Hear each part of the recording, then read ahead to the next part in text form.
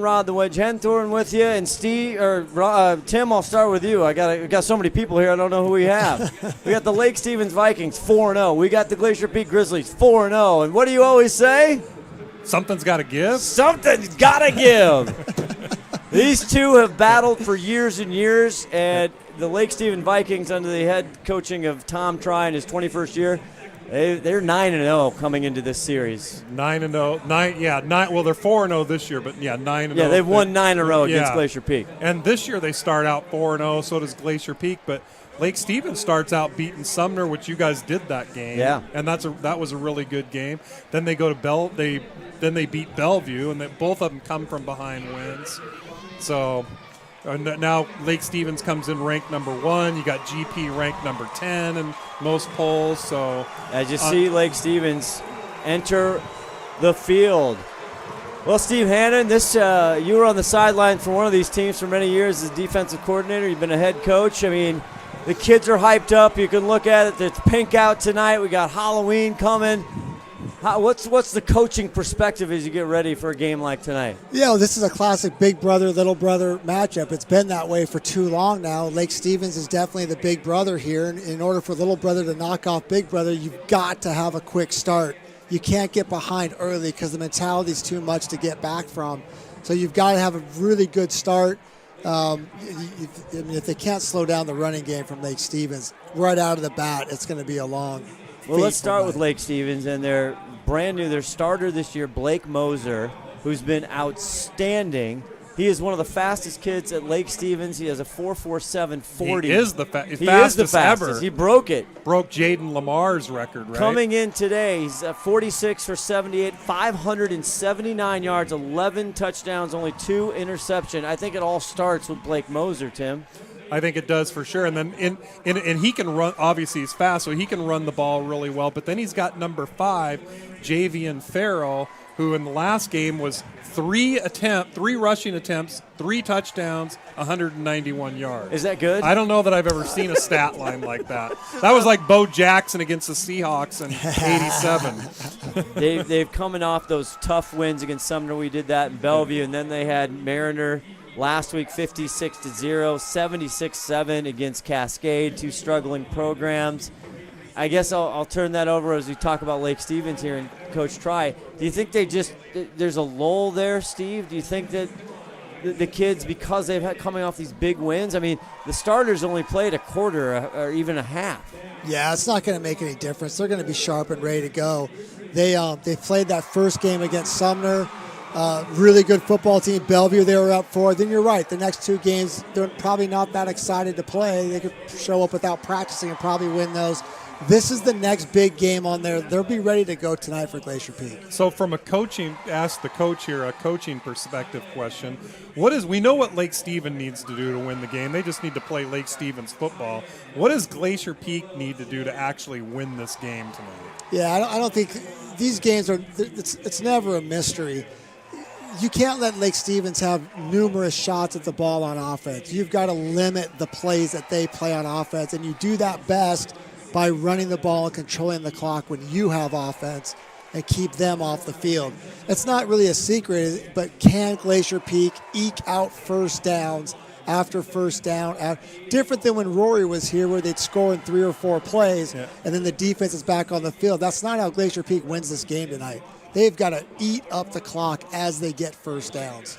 And they do have Isaiah Owens, who can actually do that, and he actually can turn that corner. We saw in the game against Snohomish. Even when they had containment on the corner, he was still fast enough to even outrun them on the edge there. Yeah, he's special. 25 carries, 279 yards, 4 touchdowns. But talking about the quarterback position for Glacier Peak, first-year starter, just a sophomore, Oliver Sederberg, coming in good, 19 for 29, 483 yards. He's got a 65% completion, 7 touchdowns, no interceptions. That's huge. That's pretty good, isn't it? And Glacier Peak didn't play last week. They did play. They played against Post Falls. They won 30-18. Fun story. They took the kids. Both teams agreed. They went and played at Cheney on the red turf. And they had a great, and Coach Keck telling us that the kids had a blast. Wow, awesome. We're going to take a quick pause for the national anthem. We got coming up tonight, we got Glacier Peak, Lake Stevens on STSPN Seattle Sports Game of the Week.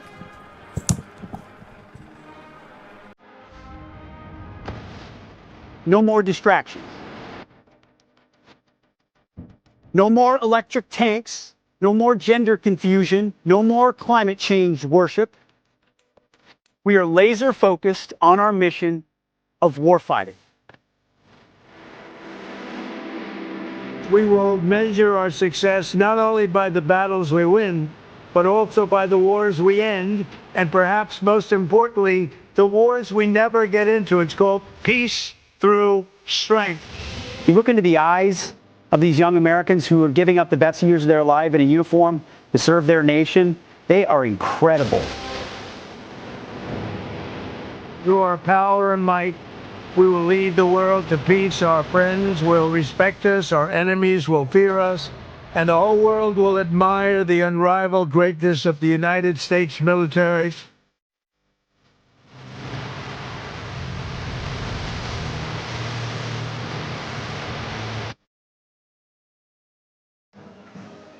Back here, Scott Oshman, Tim Boyle, Steve Hollywood Hannon, and Ron the Wedge Henthorn. Ron, you got a packed house down there as we see the cheerleaders. If we can go down to Ron the Wedge Henthorn here. I don't know if he can hear us now, but Glacier Peak, obviously a big night for their students, but Lake Stevens, they bring it. They travel well, too.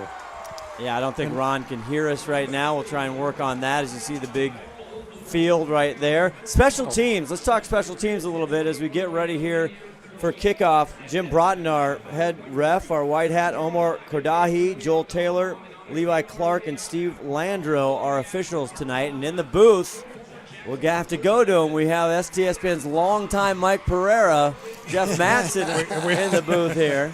We got our own he's on video mic. replay. I didn't even know you were on mic, buddy. Okay, I couldn't hear my headset, but we'll work on that. So special teams. Last week, Glacier Peak against Post Falls, Idaho. They had 2 block extra points, and Michael Darling had an 88-yard return on a kickoff for a touchdown. Love those Darlings. Darlings all the way. There's been like 18 of them. And they got more coming. Yeah, there's 6 more coming. So special teams, Coach. Yeah, they make a gigantic difference. I'll tell the one that I always thought is that kickoff team. If you've got a kicker that can kick that ball into the end zone, the other team has to start at the 20. It's a weapon. And speaking of kickers, Lake Stevens Vikings, they have a great one. Lucas Mooring is outstanding. He can hit from 50-plus. Kids are saying at practice he hits 60. Holy smokes. Well, and you just listening to him kick the ball during the warm-ups, it was like you can tell when somebody's really getting into it because that sound. That thudding. He just was nailing it. I don't know if Ronnie's down there, if he can hear us. I can hear you, Mike. There you go. There's your mic. You guys keep breaking up every now and then. I don't know why. Okay, both sides, you can see the stands where we're sitting. It looks like a packed house here, both sides. Pretty much. There's a little bit, about 100 seats left in the Lake Stevens side. Yeah, there's still people trickling in, too. You can see in the parking lot. It's a great night for a football game, guys. Yeah, weather is just absolutely perfect. It is a perfect night. Not any precipitation around. It's looking good. We got a big media row here today. We're ready for some football. And speaking of that great kicker, Lucas Mooring, 45 in white. Vikings in their travel whites. Glacier Peak in the home blues with silver helmets. And we're ready for football. Here we Darling go. back to receive. I think it's probably going out. Yeah, it is. It's going way down. Isaiah Owens and 7. Yeah. They're going to watch it fly, and they will start at the 20-yard line. Worthy of note, Steve, you actually won a few games against Lake Stevens when you were coaching here, right? Yeah, we beat them all the time. Yeah. We beat them on occasion. They got us, and we got them sometimes. But it was more of a give and take back then. The early years when Glacier Peak was fired up and firing on all cylinders. Correct. You got him a couple times, Yeah. even with Jacob Eason in the lineup. That's correct. Yeah, that was a great Lake Stevens team. We were lucky to get away with that one.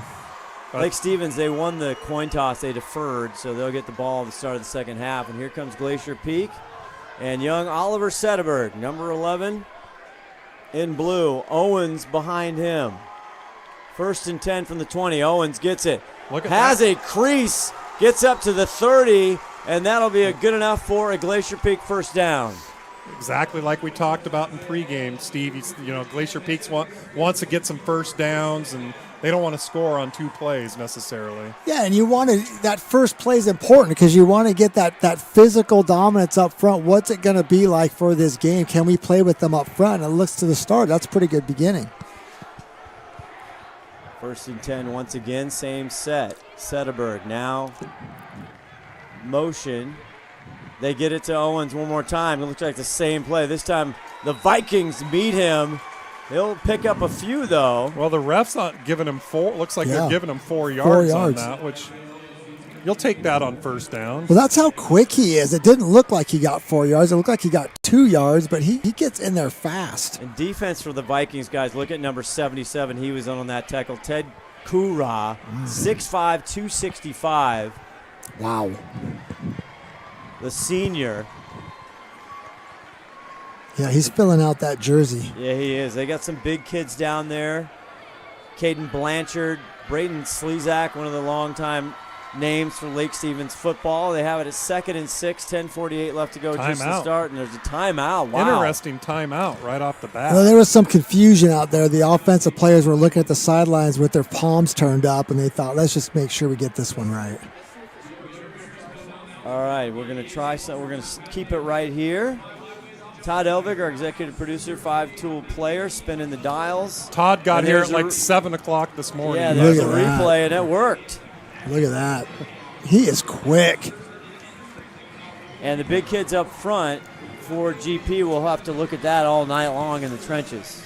And it's a good start, right? But you didn't want to see them hand the ball to the running back, and he gets hit in the backfield and fights forward for half a yard. Absolutely. Right? So up front, they're able to play, at least initially, with the Lake Stevens defensive front. That's a good sign for Glacier Peak early on. I think at some point you're going to see Isaiah Owens try to turn the corner, too. And if he gets that, he's going to be really tough to catch. Now, on the near side, one of the players we didn't highlight yet is Big Zach Albright. 6'5", 220, 18 on the bottom of your picture, as you see right there.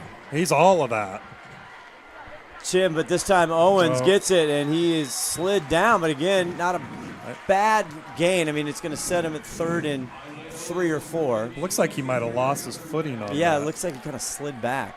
Again, it looked like up front, Glacier Peak had a nice big hole for him to run in, and a Lake Stevens kid just made a great play there at the end. So 3rd and 4 here, the ball on their own 36-yard line. Sederberg not pass yet. He hasn't had to make a pass yet. Owens in the backfield. Gets it to Owens one more time, trying to find some room. He gets a Glacier Peak first down up close to the 45-yard line. It's been all Owens so far. And what's funny about, or interesting about that, is their defensive coordinator said this might be the most talented D-line he's ever had. And so far, Glacier Peak being able to expose it. Doing a good job with the angles up front, Glacier Peak. They're blocking down. They just pulled the backside guard and tackle with that little counter move. And when you have a good defensive line like that, that gap scheme running plays usually works a lot better than zone blocking. Eric Dinwiddie, the longtime assistant to DC for Lake Stevens. 1st and 10 here.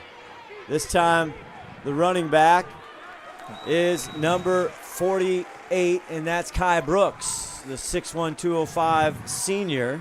And Coach, you'll take 5 yards on first down every time, right? 5 yards and the clock is running. Yep. Now we have a player down, so it's official timeout.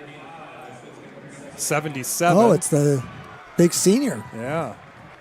It's funny, Kai Brooks comes in with 15 carries, 96 yards. He's got 1 touchdown, but he'll share the duties with Owens. As hopefully that's the man's okay. Was number 77. Oh, that's Kura, Ted Kura. That's their big senior. You don't want anything problem with him, as you see. He looked like he got off the field okay, though. It did. That's good news. Head coach Shane Keck in his 7th year as the head coach for Glacier Peak. He is the play caller. Jason Bean, the defensive coordinator. And Sederberg. Brooks gets the handoff, stutters. Gets out of one tackle. Makes his way into Vikings territory to around the 45. Good little run. It looked like they were going to get him for about a 2-yard loss in the backfield there, and he ended up getting 3 or 4 out of it. Yeah, if you saw the beginning of the snap of that play, the guy playing nose for Lake Stevens just drove the Glacier Peak kid right back about 4 yards deep in the backfield and just missed the running back. It almost looked like a broken play for a sec because he got in so fast. Yeah. And it'll be 3rd and 1 here. Sederberg, all the plays through the run. Coming up, this is the 6th play of this drive, opening drive for Glacier Peak. Brooks got a big hole. Crunches up. He gets the GP first down. And that was a big hole. Scott, you might have been able to run through that. Thank you. It's the nicest Maybe thing not. you've ever said to me. I take it back. Steve could have got Are through you it. blocking Yeah. for me? Yeah. Oh, there's a Oh, flag. no. No. We'll see if Oh, that's going to be painful. Are the Jim- flags white tonight? No, they're yellow. What the see heck's if we that get guy? our referee mic going. Jim Broughton, the white hat tonight. Oh, that's terrible. That's a costly one. Was that a 5-yarder for what? Illegal motion. Yeah, that is costly. Now it's 3rd and 7, 3rd and 6. 3rd and 6. That was a great little run, too. Now let's see how Coach Keck handles this. If he thinks Now, he can is he run. going to get?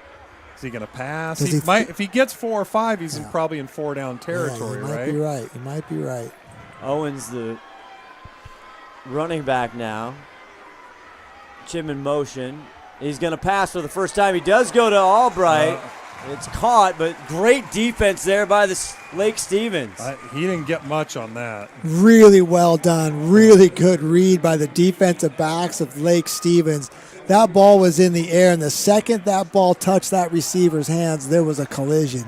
Kiko Okiyama for the tackle there. One of the guys. I was going to say they faked the handoff to Isaiah Owens, and it looked like he would have had it. Going around the outside edge. Going around the outside. So a good drive opening minutes here, and now Zach Albright 18 punts, and back to receive is Okiyama, and he lets this one go. It bounces, they get goes a out good of bounds. Good bounce at about the 6-7 yard line. So a great punt for Zach Albright, and we didn't talk Zach Albright, Big 18. He's getting recruited by Michigan. He's getting recruited by Nebraska. Texas A&M. Texas A&M. I mean, big D1s. They got to get him the ball more. Yeah, well, they tried right there, but a great play by Lake. Well, Glacier Peak had the ball first. They didn't score, which you would prefer if you're a Glacier Peak fan, but that turned out to be about as good as it could have been without a score. Yeah, they picked up a lot of first downs. Now that penalty killed them. So some confidence probably gained there. Now, let's see and they got him pinned back here. So. Exactly.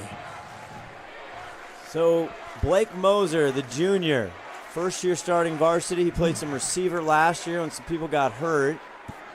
Late in the year, he's an exceptional athlete, big baseball prospect. Here he goes. He's going to throw it quickly over to Okiyama. Okiyama just gets out of a tackle there, and that was Darling on the tackle here, and Lake Stevens is going. Boy, Darling doesn't make that tackle, and that's a first play touchdown for Lake because the wide Stevens. receiver had a good block. Really close good. to being a hold, too. Yeah, really good block or hold, however you want to Whatever see it. it was. He was gone without that shoestring tackle. Gave him 7, so 2nd and 3. Farrell, the running back, to his right. Farrell gets it. Cuts up. He'll get a Lake Stevens first down. It's going to be right on the line to gain, it looks. Well, that's going to hurt his 63 yards a carry average from his last game. Tackled by Noah Green, you're right. Those numbers were just nuts. Those They are were like crazy. Those were like Madden Xbox numbers. Yes. They give him a first down. 6:18 to go. 1st and 10. Farrell in motion. Moser back to pass. Now lets it rip. Goes over. Oh, Akiyama makes a great catch at the 35. A one-hander. One-handed catch right in the middle of the field. That was a great catch. Boy, that takes some courage to put your body extended like that in the middle of the field. You just got to believe there's a blue shirt coming right in my rib cage. Exactly. It's a great catch. Another first down for the Vikings. Lake Stevens doing some good job with just razzle-dazzle and motions and getting some question on the GP defense out there. Farrell behind Moser. Farrell gets it. Oh! And he's tackled behind the line. And that's the captain, Jenkins. James Jenkins, 6'1", 220. Leads the team with 21 total tackles, 2 sacks. And that's why he leads the team. He read that perfectly. And that's what they've been working on all week. Coach Bean was talking about. When you get an offensive lineman in front of you, pull and go the other way. Get right in his hip pocket. Run with him. It'll take you to the football. 2nd and 12, a loss of 2. Empty set for Moser. Now Farrell in motion, crosses. Moser looking, he's going to go deep. In and out of the hands, trying to go to Deuce Wilson. Good defense the sophomore. there. And he threw across the field, always a little bit risky. And that wasn't little across the field. Yeah, that was way 55 yards across the field. They say he can throw low 90s on the mound. Holy, he's got 91, an arm. 92. Wow. Well, he just launched that thing about, I don't know, what, 60 yards, 55 yards? Yeah, going across his body, across the field. That's not an easy throw to make. 3rd and 12 now for the Vikings on their first offensive series. Fake it. Now he's back to pass. He's got trouble. Gets it down. Okiyama cuts up. Can he make a play? He's going to be close to the first down. He's got it, I think. That's what we were talking about pregame, was that fullback in the flat off the bootleg. That's a hole in the GP defense. And it's what do they want to do with that outside linebacker? Do they want to send him to the quarterback or drop him for the fullback? Right now they're sending him to the quarterback. The question is then, who takes the fullback in the flat if you don't get to the quarterback in time? Luke Fullerton not out there for Glacier Peak. The big dual threat at both sides, offense and defense. He's hopes to come back next week. Pitch to Farrell, and he loses that tackler, and here comes Javion Farrell. And they almost had him for about a 3-yard loss back there. Had a hold of him, but didn't quite get him. It's just not touch football out there tonight. No. Got to haul him down. Ends up getting about 7 or 8 yards on that. So far, the big play from this series, the 2nd and 12, and they gained 13 for Lake Stevens. That last play, that was the big one so far. 2nd and 4 now, 3:53 left. Farrell to the left of Moser. Now motion. Back to pass again. Now he cuts up. Moser, all kinds of room. Finally down at the 27-yard line. This is why he's run it 15 times for 148 and a touchdown coming into tonight. And you just saw that 4.47 speed you were talking about. That he's got some wheels. Lightning fast. It's so frustrating for a defense. You do everything right. You got everyone covered. Then the quarterback can beat you with his feet. And that's why the NFL's turning to all those guys. And they want guys that can run now. Dual threat. You got to have it. So 1st and 10 now deep in GP territory. Farrell. This time he's cracked by Kai Brooks, 48 in blue. I don't know who did more cracking that time. There was some cracking going on. Farrell's not used to being held for 2, 3, 4 yards a game. He's not. He's assuming 15, 20 yards. Yeah, It he's surprised like, what's going him. on here? Under 2:50 to go here in the first quarter. It's a fast first. 2nd and 7. Now at the GP 25. Oh, got there's him. They movement. got him to jump. They're pointing at him. Is it on the offense or the defense? I think it was on the defense. It looked like That's they what it looked crossed like the from line. here, wasn't it? They're chatting about it, though. They are talking it over. See if our ref mic will work this time on Oh, yeah. Jim Brodden. They're talking about it. It was What are they talking about, Jeff? Oh, you can't hear him, but. So one side, the two side guys were coming together to make sure that they both have it on the same. There we go. Oh! So one of the It's on Lake Lake Stevens. Stevens. We didn't hear it. We'll try and get his mic. His mic's too far away. You got to push that mic by your face. Oh, okay. I'm talking about the mic ref. So what they're talking about there is that the one side guy came in. We'll try and work on Jeff Mattson in the booth here, trying to explain it. Long time ref here in the Puget Sound in Snohomish County here, but 2nd and 12.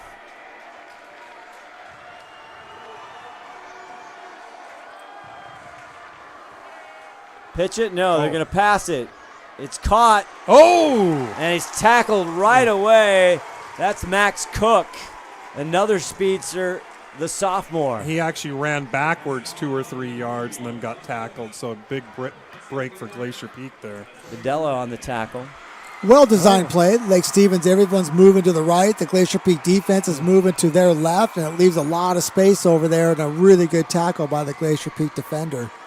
Kids I'm not sure up. about the ball mark there because the guy was actually running backwards when he caught it. They gave him a good spot. They gave him a very generous spot there, it looks like. 3rd and long here. They gave him a spot where he caught the ball. Yeah, but he was running backwards, so. I understand. Yeah. 3rd and 9, Ron the Wedge Henthorn right down there on it as usual. Fakes the handoff, back to pass. Moser. Now he's got someone he's brought down. Big number 32, Maxwell Bridges, the junior. Sets him back. He ran right into the leg of number 77 when they sacked him, and he was already banged up earlier, and now he's back on the ground again. Take another look at it. So you can see it right here. He's going to run it right into the lineman's leg there. Oh, man, I hope he's okay. It's like he's up and walking. That's good. Yeah. This is the 2nd time he's had to come off the field. So 4th and 10. That was the 11th play of the drive. Be about a 47-yarder from right here if he's the got kicker's the leg. He's got the leg. I saw it in pregame. It'll be interesting to see what they do here. So is there a timeout or are we? Well, the clock is running. I don't know why they left the field. Yeah, I don't. I don't think that clock should not be running right now. Right. Oh, okay. There's Jeff Mattson on the mic. There's our in booth. Yeah, our rules expert here, Jeff Mattson. He put the mic close to his mouth now. We can hear him. Here we go. 4th and 12. They're going to go for it. They're going to go for it. Passes. It's caught. And a Lake Stevens first down. Wow. Oh, my. That's a gutsy call. Eggers, and he's the transfer from Newport. Grayson Eggers comes in, the senior. He was all Kinko last year.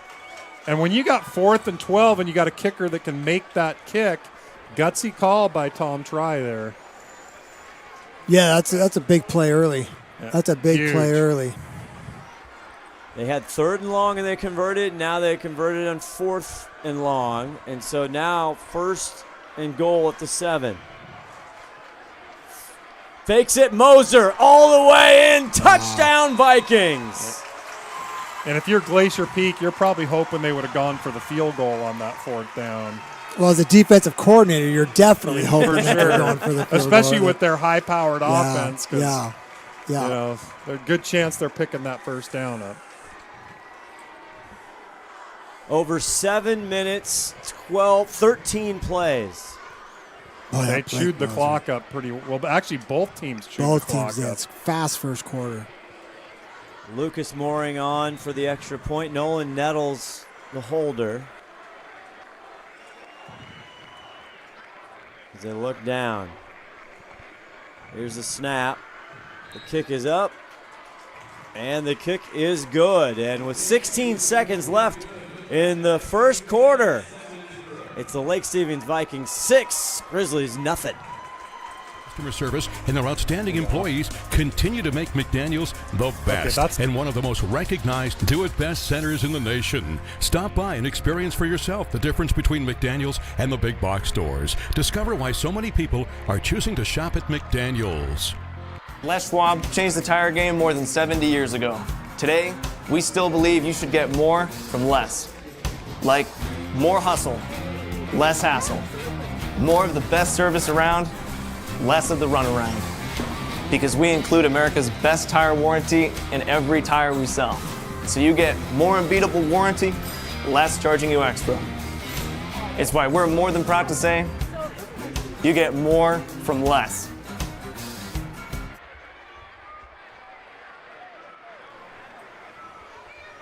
Back here, Veterans Memorial Stadium, the Wesco 4A. Something's got to give. 4-0 and 4-0 here. Scott Oshman, Tim Boyle, Steve Hannon, Ron the Wedge Henthorn with you.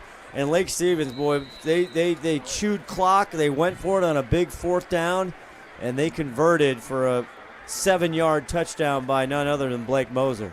Yeah, both teams chewed clock. We were just talking. It's probably the fastest first quarter we've ever had since we've been doing this. And Mooring puts it into the end zone, so GP will once again start at their own 20. It's so difficult to stop that zone read play when you're on a defense because you can't dedicate the whole defense to one player, and you've got to send your linebackers to stop the running back. That leaves an outside linebacker alone. He's what we call the quarterback player on that zone read. And if that quarterback is so slick and he's so fast, you got one player to tackle him, they're going to win that battle most often. Even if he's so fast, even if they kind of know what's coming, it's going to be hard to get him. Correct. Glacier Peak will have to try and answer here. And we talked to head coach Shane Keck before the game, and this is the thing. He just didn't want to get in really, tough situations where they have 3rd and 20 back in their own zone. And we'll see what they can do. Setterberg. Owens. Isaiah spins across the 25. A good pickup on 1st down. Fantastic. 5 yards. Yeah, and they're finding holes in that Lake Stevens defense here early on. Up front, they're getting the job done. They can't. Glacier Peak just can't commit a penalty. Yeah, that was a drive killer there. And then on the big 3rd down. Another timeout. Timeout. Timeout. We're going to take a quick break. More when we come back. It's the end of the first quarter, actually. We're going to go to the second. Seattle Sports on YouTube. It's amazing. Have you subscribed? Brock and Sauce. Baseball man. Bump and Stacy. There is always fire. Wyman and Bob. Phenomenal. Stream the local sports leader live on YouTube. Seattle Sports. We don't really think about it until this happens. Don't get backed up. Call a Wesco Septic Service. They are the sustainable, environmentally friendly choice. Wesco uses a recycling process that returns clear, clean water. They offer septic service and repair for both King and Snohomish counties. Wesco Septic Service is a local, family-owned business, so you can count on reliable, environmentally friendly service. Call them today. We touched the ball. Back here, heading to the second quarter, 7-0, Lake Stevens. Okay, Glacier Peak, you see them huddling. Shane Keck, the head coach and offensive play caller. What do they got to do here? They have not thrown the ball. They threw it one time. One time it didn't work out so well. There was a completion, but I think he lost a yard. What do they need to do here? What they're doing. What they're doing. They can't make a mistake themselves. They can't hurt themselves, and they have shown that they can run the ball against the Lake Stevens front. Pretty much every run they've gotten 4, 5, 6 yards. Well, here we go. Setterberg, the sophomore, hands it on to Owens. Owens stutter steps, just takes a look patiently. He'll pick up a couple here, but it's going to set up around 3rd and 3. Yeah, Lake Stevens did a great job up front. There was a double team on the nose right in the middle of the field, and he just stood the Glacier Peak Grizzlies up and just plugged up the middle. It looked like he was sitting there patiently waiting for a hole to open, but there just wasn't. And that was 77 again. He's having a heck of a first half here. Yeah, assisted there with Braden Slezak, 52. And Ted Kura. Kura. 70. Kura. Yeah, 77. 3rd and 3. Owens looking for somewhere to go. Tries to cut up the middle. See where they mark him. He's right on the line. He's actually got some really good yards out of that. I think he's going to be short. What is it? I think you're going to give it to him.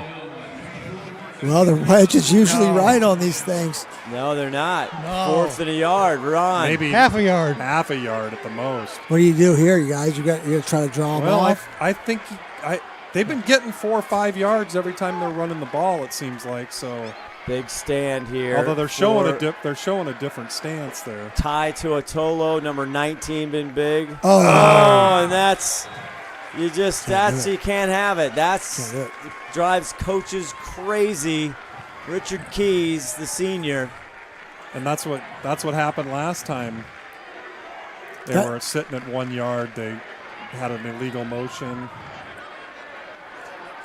So now we set up again. Zach Albright, they're going to be forced to punt here as they're pushed back. It's going to give Lake Stevens decent field position as well. Up 7-0, just the start of the second quarter. All kinds of protection here for Albright. Albright puts it down. Gets it. And the return, man. Good coverage by Glacier Peak. Deuce Wilson tries to get some. There's a flag late. Late flag.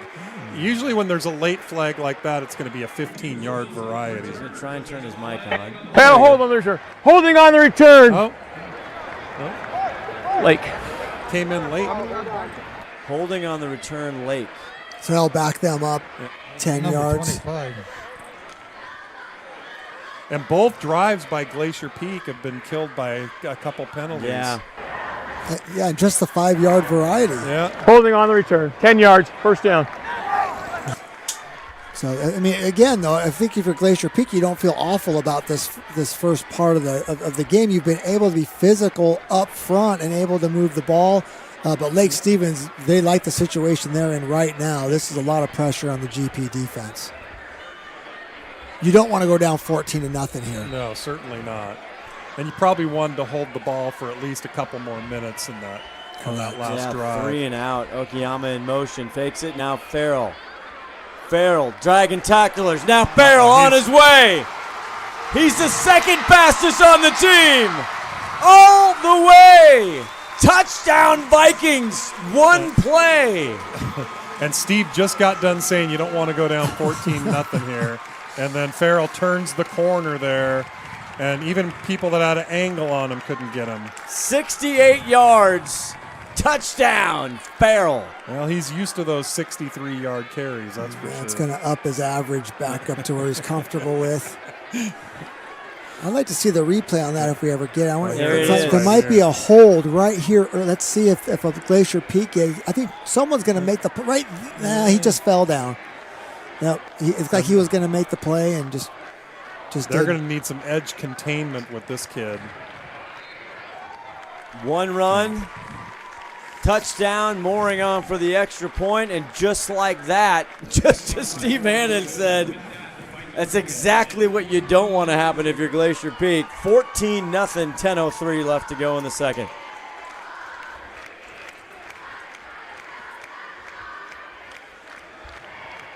Heads up, Washington drivers. The federal EV tax credit is hitting the brakes September 30th. Head to Bickford Ford for up to $7,500 off MSRP on qualifying electric Fords, thanks to this expiring federal credit. And that's just the start. Let the folks at Bickford find every possible saving available, including Ford rebates and Bickford exclusive discounts. If you're considering an electric vehicle like the 2025 F-150 Lightning, don't wait any longer. Start at Western Washington's #1 Ford dealership, Bickford Ford, on Bickford Avenue in Snohomish and Bickford.net. Seattle Sports on all your streaming platforms. Subscribe now for inside info on the Mariners and Seahawks. Brock and Salk, Bump and Stacy, Wyman and Bob. Just subscribe. Stream the local sports leader live on YouTube. Seattle Sports. So now we will see what Glacier Peak's all about. You see Seattle Sports there. Obviously, boy, Mariner fever has captured the city. Division series coming up tomorrow, right on Seattle Sports. And you're going to the game this Sunday's game. I'm going to Sunday's game. I got I'm on the wait list if somebody gets Are you? sick. Yeah, you are. You're but back I'm on number like number one. Oh, am I number one? Well, you moved up. Sweet. Just in the last hour. Sweet. It's good for you. Congratulations. I meant to send you a card. Thank you very much. Not taking you. Not that I'm hoping anybody gets sick. Of course but, not. Of course not. That would be rude. But here's the kickoff mooring, and typically this time's a little shorter, so that's going to be taken as bounces off Darling, and he picks it up, but he's going backwards, and he's going to fall down around the 1 yard line. Great pursuit there by Lake Stevens, and number 28, Grayson Eggers in. Ouch. For a good tackle. And it's going to be hard for Glacier Peak offensively. Now they've got to make a call here. Because now you're at, they at the 2 yard line? So Lake Stevens is thinking, they're not putting the ball up here. They're going to try to They've been moving the ball on the ground. The defense is going to be looking for the run. It's going to make the running game harder than it would have been if Glacier Peak could have got the ball out to the 20. A little bit of a special teams blunder there. Glacier Peak's been good this year on special teams. Yeah, and Michael Darling, he ran one back last week, 88 yards for a touchdown. So now this puts them in way back in the corner here. Looks like on their own 2-yard line. In the end zone, gets it, takes it. Now he passes it over in the end zone. He gets out, and a nice play there. Wow. By Kowalski, Matt Kowalski. That's exactly what they needed, some room there. He didn't quite get the first down, but he's close. And that's I'm sorry, Tim. No, picked up about 8. This is just the same play that we saw earlier where the defensive back made a great play on it, tackled him right away. This time there's a little bit of space, and you get a little bit of room, and you get some yards. 5 catches, 142 yards coming into tonight's game for Kowalski. 2nd and 2, 9:23 left from breathing room. Chim in motion. High snap, ball down, and Isaiah Owens falls on it. And boy, the mishaps just recently here for the Grizzlies. And there's no precipitation. It's a clear night. Snap was a little high. It was definitely the snap there. So they have to regroup now, 3rd and 4. Lose a couple yards there. Glacier Peak, to win this game, obviously you're not going to be able to make mistakes like that. Ronnie right down there on the line. Setterberg, Owens in back of him. They fake it. No, they get it to Owens. He tries to lose the tackle. He stretches forward, but only to the 10.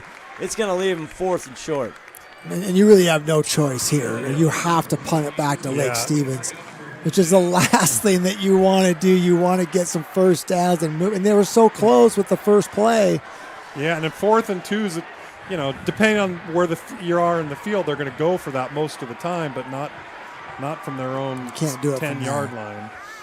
Or wherever they're at, 10, They're lucky they actually have the ball because it's a very heads-up play by Isaiah Owens there to jump on that last fumble. Good point, Ronnie. Zach Albright back to punt it. He has to pick that one off the ground. He's going back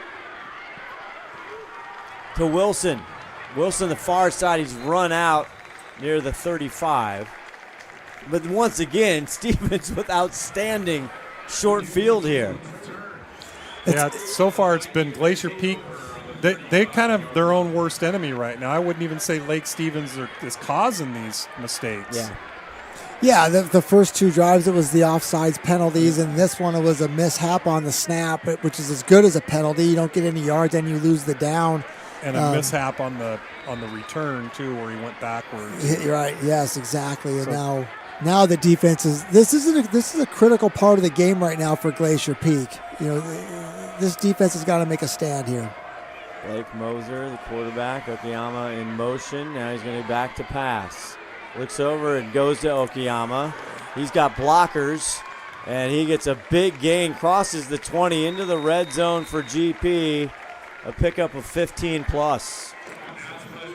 Coach Keck is down talking to the official. Was there illegal men downfield? Did we notice anything about that? Right? Didn't see anything like that? It's a screen play, right? So the ball's behind the line of scrimmage, so the lineman can go downfield. Correct? Yeah, as long as the pass is caught behind the line of scrimmage, you can have linemen downfield. Yeah. I think that's what we saw.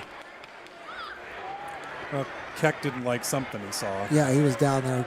I guess he didn't like 25 yards on that play. I think that might be what it is. Probably didn't. 1st and 10 from the 19. Farrell. Wow. Look out. Farrell is a flag. There is and a he's flag. caught, but I think he's in, or is he? It doesn't matter. I think that's coming back. Ron, you were right there.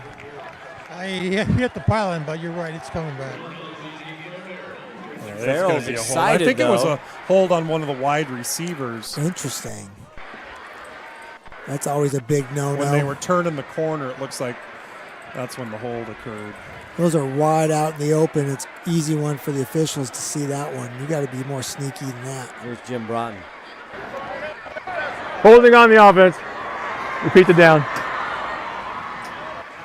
I like it, Jim. Man, a few words. Nice job, nice job. That's what we like out of our officials. Absolutely. Gets the job done. So Penalties haven't been too big of a hit for Lake Stevens. GP on the offensive side, it's been brutal. Here in the early going, 14-0, 7:02 left to go in the first half. Moser looks over, throws, it's complete. Inside around the 6-yard line, and that's going to give him a Seth first. Price. First time we've called his name. He had the spectacular last-second TD winning catch against Sumner earlier. And he had all day back there, it seemed like. So Lake Stevens staple right here. You roll out right and you run that bench route right back to the corner, about 13 yards. It's really difficult to stop. You saw the Glacier Peak outside linebacker try to get under it, but that throw was right on the money. They erased the penalty quickly, and they're right back here, first and goal from the 7-yard line. This time Moser keeps it again, and he has another touchdown, his second tonight, third on the year. Moser and Farrell show tonight. And all those guys up front. It'd be interesting to see where the outside linebacker was for Glacier Peak on this play. I know he's the quarterback player, but again, you got one guy trying to tackle that guy. You could almost tell right when he started to run that he was going to get in the end zone. Yeah, he's just so much faster than everybody else on the field. Mooring comes for the extra point. Tom Try happy with the results so far, and just 6:13 left to go in the second quarter already. We'll see if Mooring continues his accuracy here. Holds down, the kick is up, and it is good. 21-0, the Grizzlies looking for something when we come back.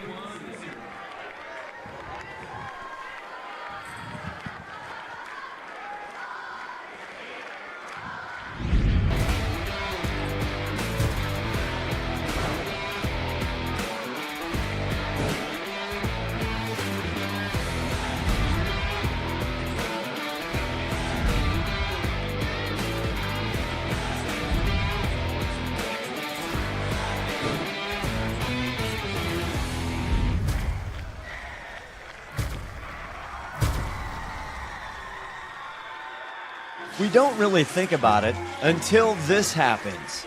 Don't get backed up. Call Wesco Septic Service. They are the sustainable, environmentally friendly choice. Wesco uses a recycling process that returns clear, clean water. They offer septic service and repair for both King and Snohomish counties.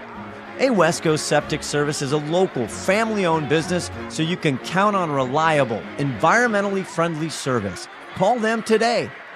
Negative. All right, back here, 21-0. Lake Stevens, the number one 4A team. They are showing it and more. But we talked about it all night, guys. The Lake Stevens, great. But Glacier Peak is just hurting themselves. Here they go with a short punt or a kickoff. And it's taken by Michael Darling. Darling this time gets it firmly, and he gets up a nice run back to the 30-yard line and maybe get some mojo going here for the Grizzlies. A lot better field position than they had a few minutes ago. You know the score's 21-0. They have to score points, but I think they have to keep the ball on the ground, doing what they've been successful doing, establish something, and then see how close they can get this thing before they start popping it. I agree. I think it's more about getting some first downs here, keep that offense on the field. Correct. Go ahead. No, go ahead. I was just curious what Lake Stevens is going to do differently on defense to try to stop this running game. Oliver Sederberg here, and Isaiah Owens has done well tonight. He's got guard. Here goes Sederberg, a pass. It's caught by Kowalski, and he'll get a Glacier Peak first down to the 40. Looked like he picked up 11. That's a nice throw, standing there from the pocket. He can zip it out there pretty good. Running my game now. There's a quick pass on the slants. That's right, the wedge call. And the Kowalski kid has made plays in every game that we've watched so far. He's a nice little receiver. I think he's their leading receiver, right? He does a good job. Runs good routes, catches the ball well. He is. He's got, again, 6 catches. He had 142 yards coming. He has 2 catches so far. So 1st and 10 now at their own 40. Owens. Look at that. He makes a hole happen, and he gets another 7 or 8 yards, yeah. Again, you'll take that on first down every day. Yeah, and give Coach Keck a little bit of credit. He's not panicking here. He's establishing his offense. You know, we're begging him to run the ball, but you've got to be able to throw it a little bit, too, to keep the defense off your back. Yes, that's right. They averaged 207 yards a game on the ground coming into tonight. So they've been running the ball quite a bit, 187 through the air. They've got 12 passing TDs coming tonight. So they're balanced. Pretty balanced offense, yeah. 2nd and 3. Owens, near side, trying to stretch. Pops the defender, and he gets across to another GP first down. And he was able to turn the corner a little bit even, and they had that contained, and he still was able to pick up the first down there. Dylan Finney took the other side of that hit. And that's what you've been begging for them to do, get this guy outside, let him use his speed. Exactly. Let him turn the corner. Caden Peck also there on the tackle for Lake Stevens. 4:28 left to go here in the first half.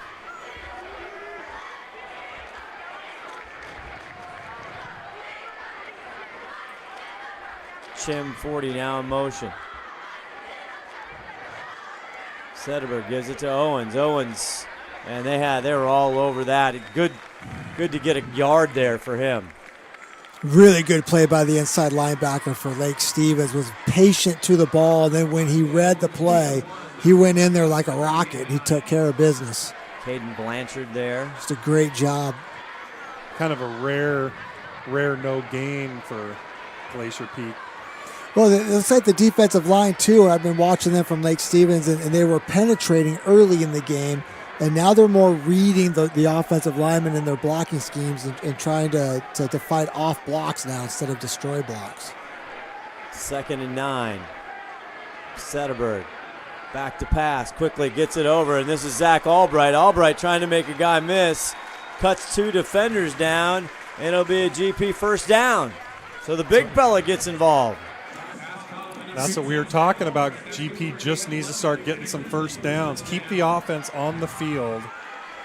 Let their defense get tired. And they've done this all night offensively. Yeah. They've just hurt themselves. Can they continue this drive, continue to make plays and execute the offense without hurting themselves is what we're waiting to see. 3:06 to go. 1st and 10 now at the Vikings 37-yard line. Snap, this time they get it off to Brooks. Brooks dives forward and maybe get a yard, or I don't even think they're going to give him that.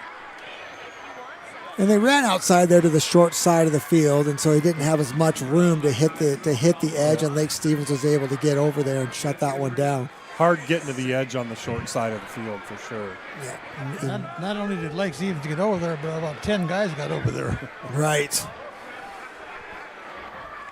It'd be huge for GP just to get one in the end zone. That's just, they need some momentum. They need to feel good. Now Lake Stevens gets the ball to start the second half. This has been a fast second quarter as well. Oh, absolutely. Still 2nd and 9. Sederberg back to pass, has time. Now lets it rip down the corner, double coverage. We got a flag, though. Hands trying to go to Michael Darling.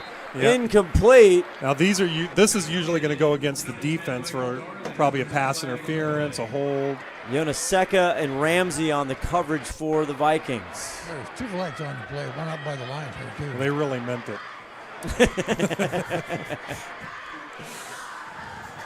Jeff Matson, when you call a flag, do you use both at the same time? You double-barreled on the flags? No, we only carry 1 flag.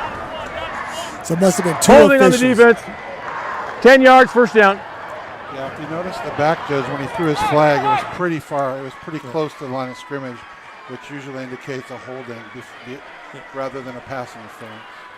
Fantastic to have you here, sir. 1st and 10, 2:08. Nobody does it like we do it. Big break for the Grizzlies there. Sederberg looks, passes, it's caught. It is caught. Yep. Are they going to call it a catch? Yes, they are. And that's Evan Cohen, the senior, 5'10", 160, has some catches through the season. Be interesting to see that one again and how much that ball was being bobbled. Yeah. Let's see. Here we go.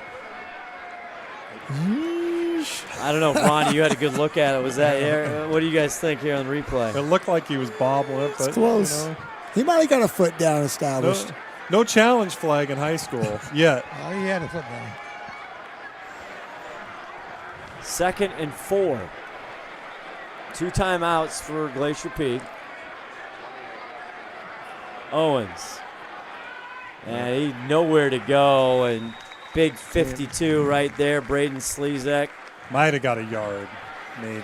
And just watch how shallow the safeties are for Lake Stevens now. They were probably 8 yards off the ball, 7 yards. Like they look more like middle linebackers. We're putting more bodies into the box now to help stop that running game. Well, that's when they should be just doing a little dink and dunking then.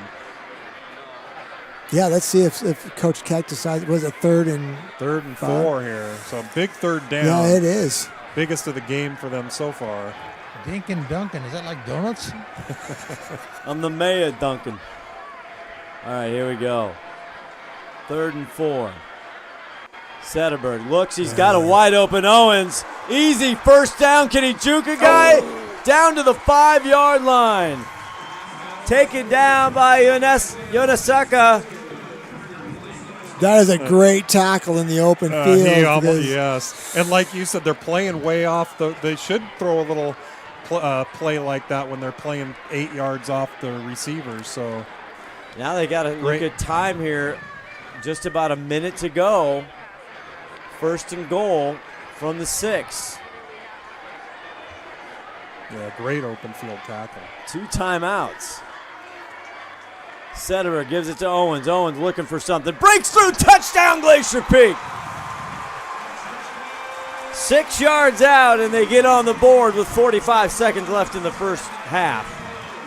Wow, and give Coach Keck credit and Glacier Peak credit. They could have sat down and finished this game 42-0, and nobody would have said a word. And no, we're not going to do that. We come out here, we practiced all week, we know what we want to do. What we've been doing has been working, and we just didn't hurt ourselves, and they end up in the end zone. And they were patient. They didn't try to throw 60-yard bombs, and they're patient, and they chewed up clock, got first downs. 8 plays, 70 yards. Here's on for the extra point, and that's good. That is Larson, Tyler Larson, the junior. It's good. So with 45 seconds left, now if you're Glacier Peak, you need to hold the Vikings, and not score. And here's a replay on the touchdown. Just a big hole for him to run through right there, we've seen this all night from the Glacier Peak offense. And now I'm curious what Lake Stevens is going to do to slow that running game down. They're going to have to make a couple adjustments. 21-7, great night tonight. We'll try and get a coach here going into halftime. Ron the Wedge Henthorn's down there. See if he can either grab Keck. Keck's talking to the officials here. We'll see I don't know what that's about. Ronnie's real close. I don't know if Ron can hear what he's... Well, Keck's been very chatty. Very chatty with the officials. Very conversational. Not confrontational. He's still chatting him up. Yeah, in the bottom left of your screen here. Maybe they're going to Applebee's after this. They are. Hey, leave the jokes to me. All jokes need to be funneled through the proper channels. We went through this in the writer's room. You are the funny guy. You got to stay to the script, Hannon. Right. Call me again. He's Hollywood, Hannon. You know these things happen. Go through the proper channels, please. Larson here to kick it off.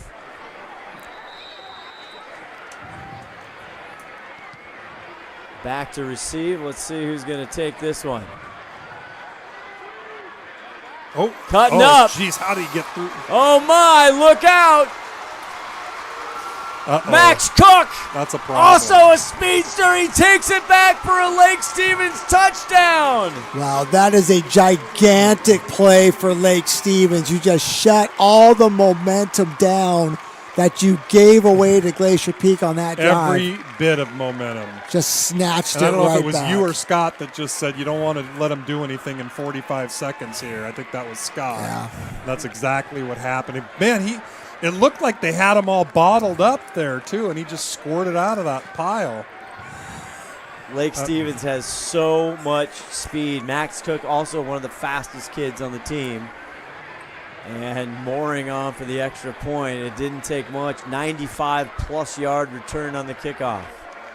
That's why kicking it into the end zone is a huge advantage. Mooring up, almost blocked, but it is good. And just when GP felt good about things, the mighty Lake Stevens Vikings, they come back with just an absolute doozy. And 27-7. Just really well executed kick return. You know, they line up in the back there with the wedge. They've got 5 guys lined up back there, and they tell that guy that's catching the ball, get in there, stay in there till the collisions start happening. And then just squirted right out of there. Yeah, found a lane and got through there while everybody's engaged with the blockers. Ronnie, as you see the Glacier Peak sideline here, Ron, see if you can get Tom Try as he goes into half. He'll probably be in a better mood to chat with you. I'm going to try to get both of them. Had a baby. Only the wedge can do it like that. Only the wedge. So Glacier Peak, these kids, oh my goodness, what a quick roller coaster ride there just went on. It's just so hard to come back from that. It really is. And then even when they were down 21-0, you felt like the score should have been more like 14-7 or something, and it's 21-0. Glacier Peak's just kind of hurt themselves quite a bit in the first half. And then they don't hurt themselves, and they execute the offense. They look great. They score the touchdown, and then the big play takes the air out of the balloon for them. Obviously, hindsight 2020, they should just kick the ball out of bounds. I've always been a proponent of that. 32 seconds left to go here in the first half. Lucas Mooring, one of the top kickers in the state of Washington.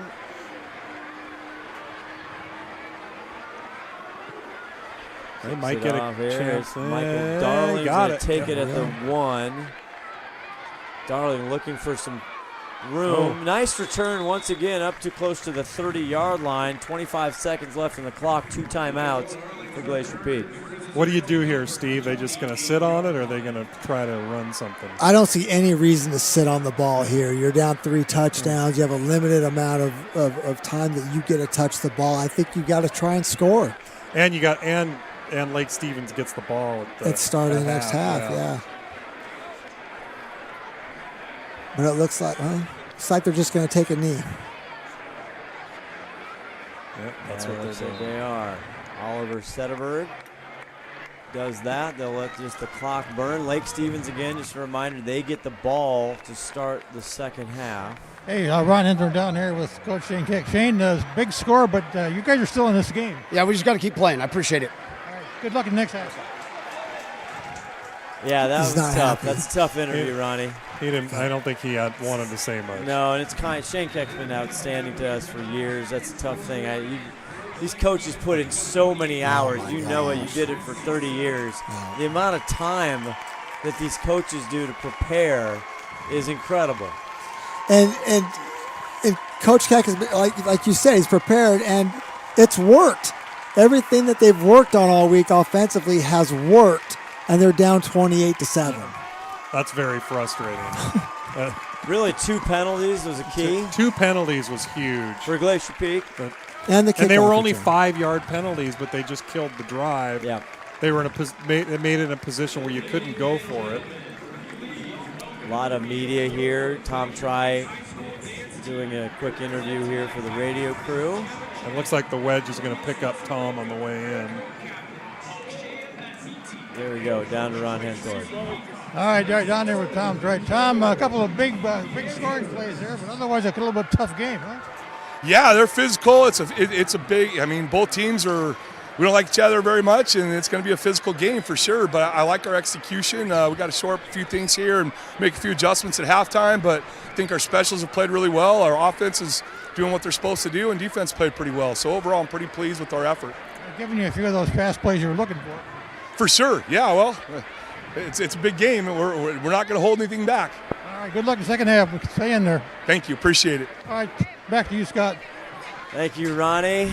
Tom Try, he's a happy camper, but he never wants to put the pedal up. Like, the pedal's down all the time. Oh, for sure. Yeah, no doubt about it. He could be up 42-0 right now, and he'd still be nervous. Yeah, his mentality's always been really good about that he really looks at the game. He compartmentalizes into sections. And this is our drive this time. What are we doing this drive? What are we going to do this drive? He doesn't really care about the score. He's looking at his offense working appropriately. All right, we're going to take a quick break here. We'll be back 28-7. STSPN Seattle Sports Game of the Week.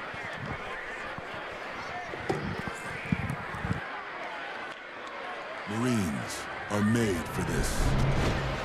Made for the calling only warriors can answer. Made from an unshakable belief in our nation and a strength that comes from the determination to win together. But you'll have to earn your place among us, because you don't join the Marines. You become one. Les Schwab changed the tire game more than 70 years ago. Today, we still believe you should get more from less. Like more hustle, less hassle. More of the best service around, less of the runaround. Because we include America's best tire warranty in every tire we sell.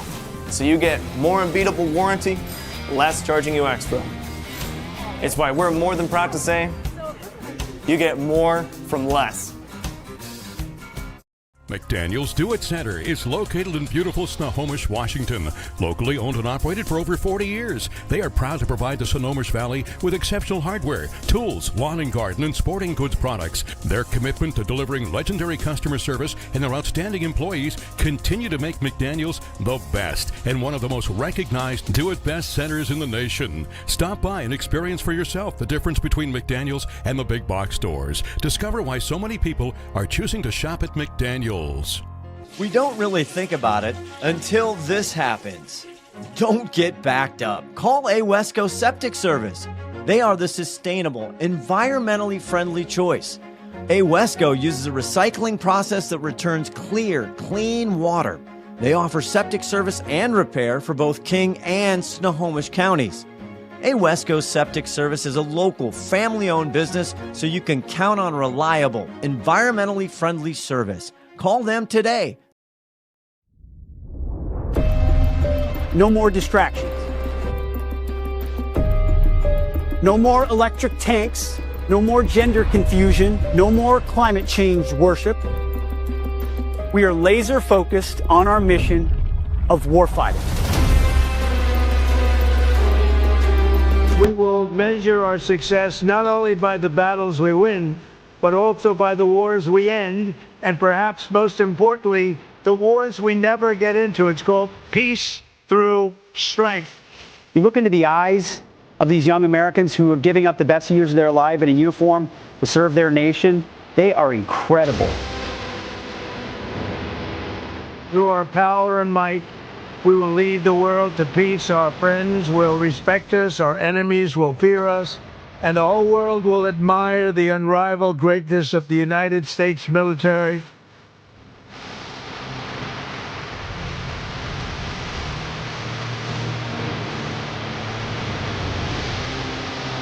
We will replenish the pride of our armed forces, end the recruitment crisis.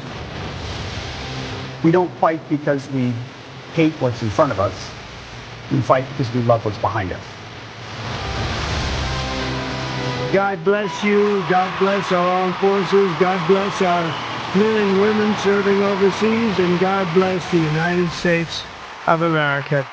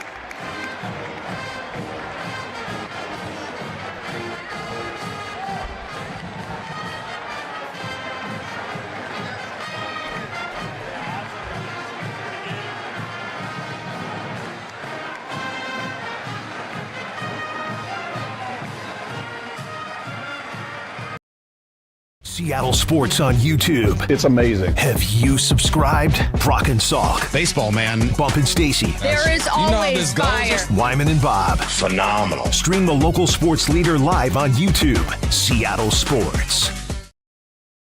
McDaniel's Do It Center is located in beautiful Snohomish, Washington. Locally owned and operated for over 40 years, they are proud to provide the Snohomish Valley with exceptional hardware, tools, lawn and garden, and sporting goods products. Their commitment to delivering legendary customer service and their outstanding employees continue to make McDaniel's the best and one of the most recognized Do It Best centers in the nation. Stop by and experience for yourself the difference between McDaniel's and the big box stores. Discover why so many people are choosing to shop at McDaniel's. Heads up, Washington drivers, the federal EV tax credit is hitting the brakes September 30th. Head to Bickford Ford for up to $7,500 off MSRP on qualifying electric Fords, thanks to this expiring federal credit. And that's just the start. Let the folks at Bickford find every possible saving available, including Ford rebates and Bickford exclusive discounts. If you're considering an electric vehicle like the 2025 F-150 Lightning, don't wait any longer. Start at Western Washington's #1 Ford dealership, Bickford Ford, on Bickford Avenue in Snohomish and Bickford.net.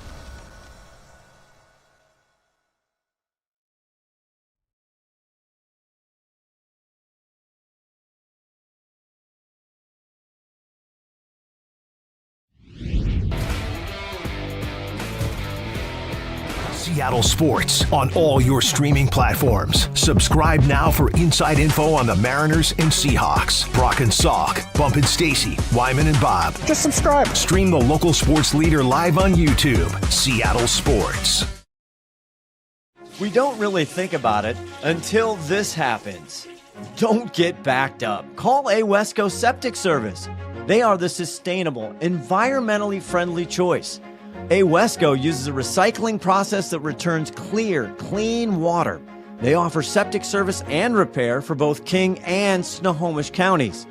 Wesco Septic Service is a local, family-owned business, so you can count on reliable, environmentally friendly service. Call them today.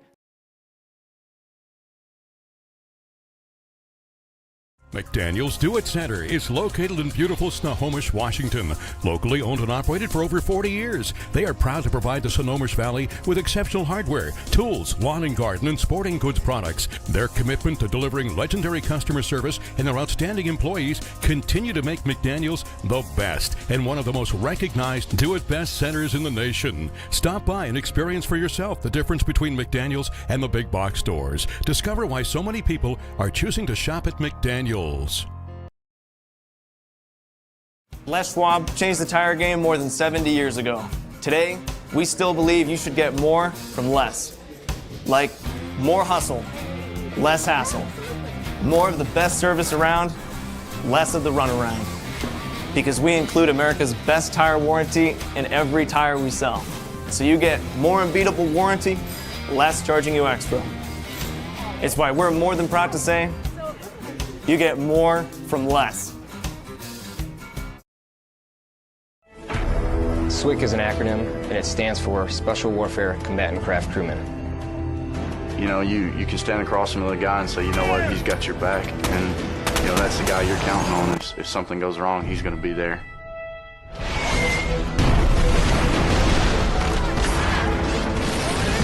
In the end, we're fighting for each other. This is Witch Doctor requesting immediate hot extract. Here on the team, you know, about 22 of us on the boat. You know them personally, so you know exactly whose life you have in your hands. Everyone's come together, and everyone's sole mission is to do their job individually as best they can to benefit everyone else on the boat. I got a brotherhood, and it's a real brotherhood, and it's a loyal and honest brotherhood, and that's what matters.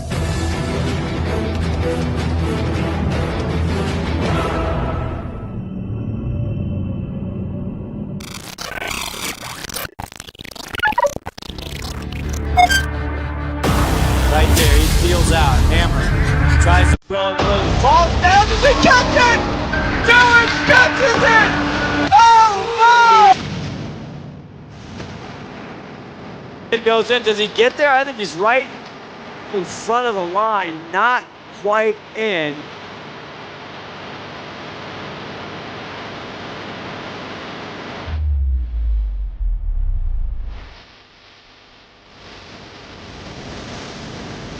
Got it, takes the handoff, now rolls to the right, still rolling, still being chased, now heads upfield, goes around it, man, at the 40, down to the 35, that's infield at the 30, now he's down to the 20, you gotta be kidding me, he's down to the 15, almost down, he's to the 10-yard line.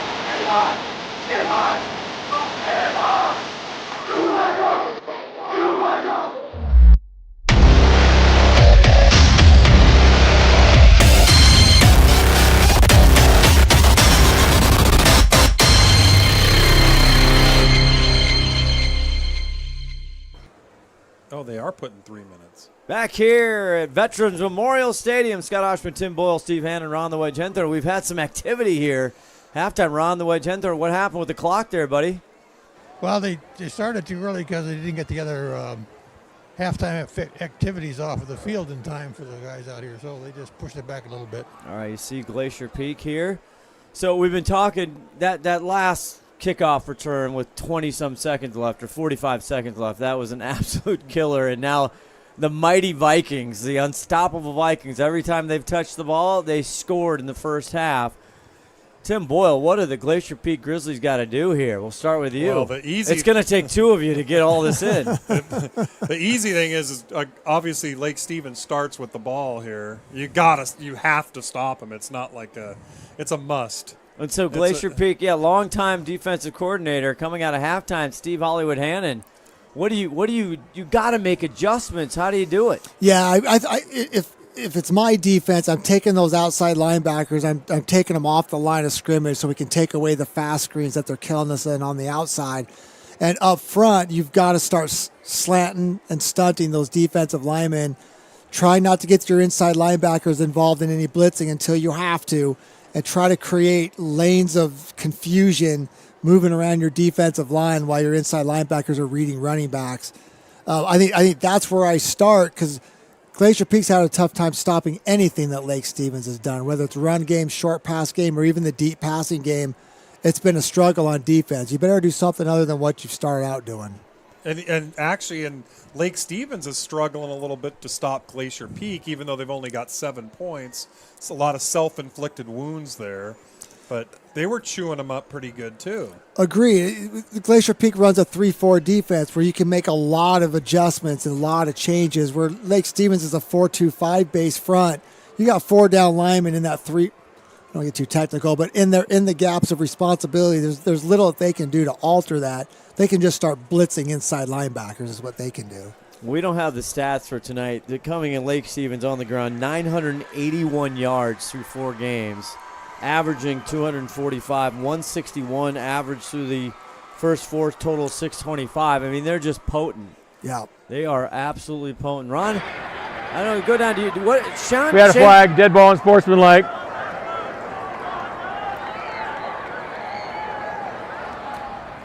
That's a 15-yarder. Yeah, and that's Jeff Matson, I don't know, our rules official here in the booth. Tell us what happened at halftime there. Yeah, so what happened is you get 15 minutes on the clock, and the teams have to be back on the field for a mandatory 3-minute warm-up period. And Lake Stevens was late getting back out onto the field, and so it's going to cost them here to start the second half. Fantastic. Which is actually a big penalty and a help for Glacier Peak, so they don't have to kick it to those returners. That is. Now you see them walking it off. Kick it right out of the end zone. So I'll be kicking off from the 45-yard line. The Lake Stevens 45-yard line. Yeah, Larson, that's a big deal. Ron, the Wedge Henthorne down there. Shane Keck, head coach for Glacier Peak, he has been in the ear of the officials all night long. He continued that. Do you have any idea what he's talking to them about? He's trying to make it a little happier for his side of the game. I'm looking for the kickoff to be a field goal. What do you think? Yeah, well, it's got a shot. They could use it. He gives it a boot, and we're underway. This one does. It's good. From 55 out. Tyler Larson, how you doing? You know that's what he was trying to do. 100%. That's got to feel good. Yeah, that's fun. Can we get him a T-shirt just for that, even if they lose? Play of the game. Put 3 points on the scoreboard for the They Grizzlies. should. Well, right now that's the best special teams play of the game for Glacier Peak. True. That's right. Arena football, 2 points. Absolutely. Well, glad you're with us here. We're going to have some fun. Lake Stevens Valley. If you haven't seen these guys, if this is your first time seeing Tom Try's gang in his 21st season here, and Blake Moser, they were excited about him before the season, and you can see why. 1st and 10. Now at their own 20-yard line. Farrell, he looks quick over to Seth Price. Price breaks a couple tackles, still on his feet. He's knocked out of bounds at the 34-yard line. And Steve, you look like you saw that one coming, right? Well, I didn't like the way that Glacier Peak adjusted to the movement of Lake Stevens. They went from a bunch formation to a spread with 2 receivers, and there's only a corner out there. There was no movement by the safety to help out, and then they went the other side anyway, so it didn't end up hurting them too bad. 1st and 10. Go ahead, Ronnie. I agree with you. See, they had two receivers on the right and only 1 defender. Farrell, this is bunched up. He still gets away, but now the cavalry comes and they get it down. Huge credit to number 16. That's Atticus Quist. First time we've called him tonight. Nice Love job, that Atticus. What a great To Kill play. a Mockingbird. There he is, Mr. Quist. That's a big play here. 1st and 10. That sets him back. Yeah, boy, if they could have stopped them from getting the first down, and it would have been 2nd down and 1.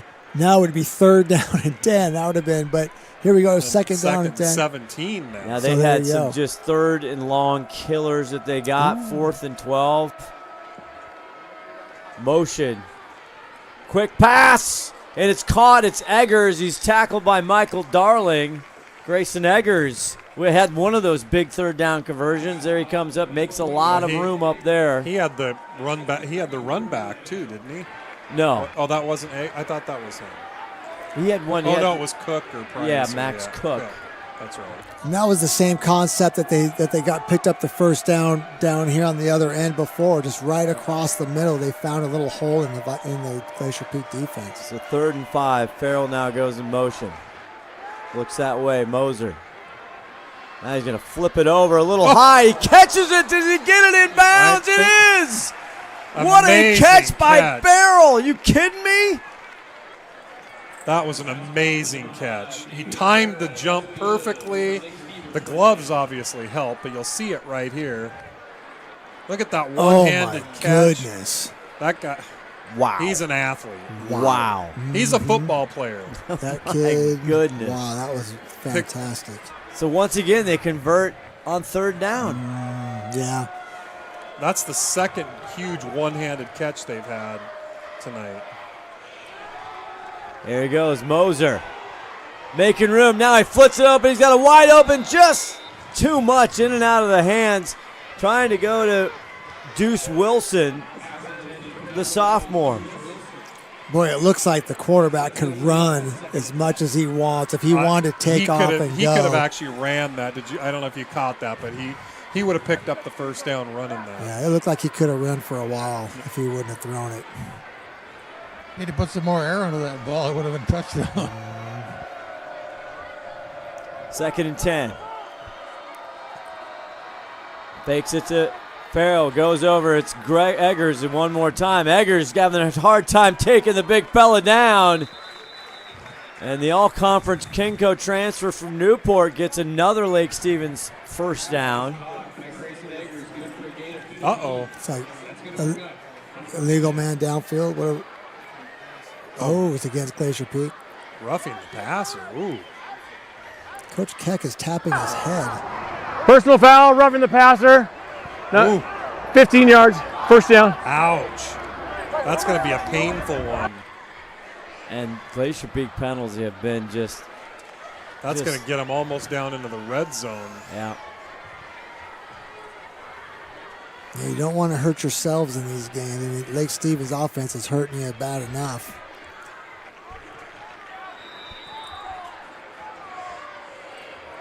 Well, they're now in business. 1st and 10 at the GP 21.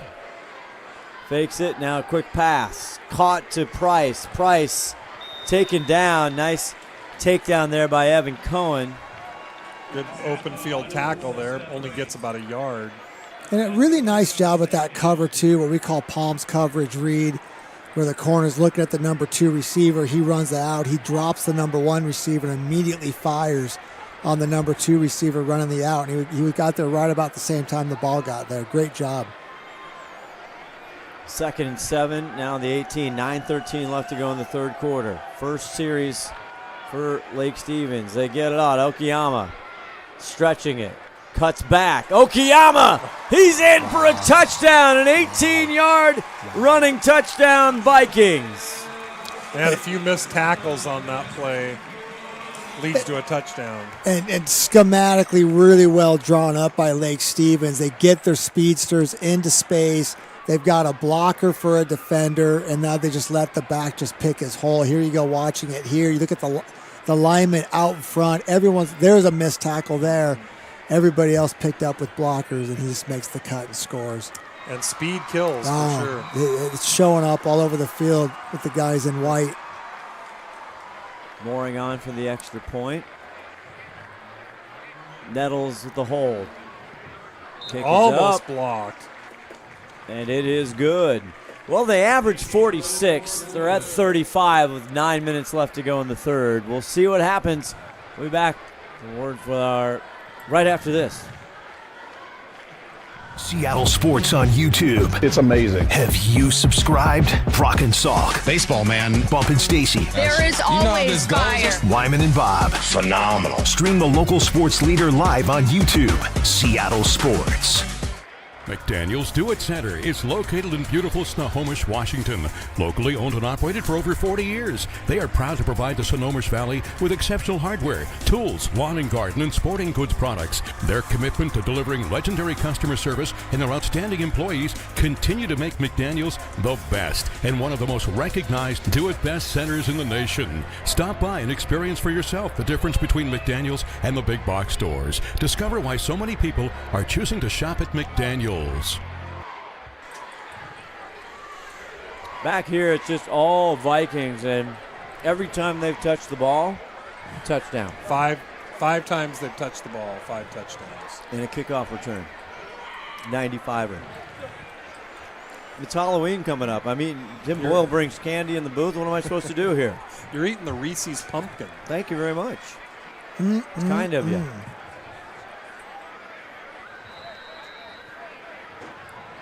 All Lake Stevens, they are potent. We saw them against Sumner. They had the big win over a very strong Bellevue team. Then they went into conference play.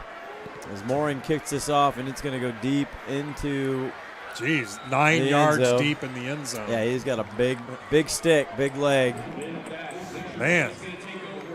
He'll start at their 20. That's a big kick for a high schooler.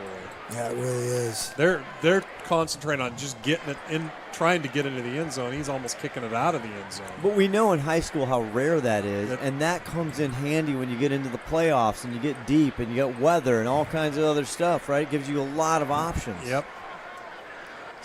Yeah, having them start on the 20 is huge. Gigantic. Quarterback for Glacier Peak, Oliver Sederberg, just a sophomore getting his first year starting at varsity. Great, all of this is great experience for him, just a sophomore. Owens. Left side, nice little move. Owens on his way. He could be gone. Nobody's going to stop him.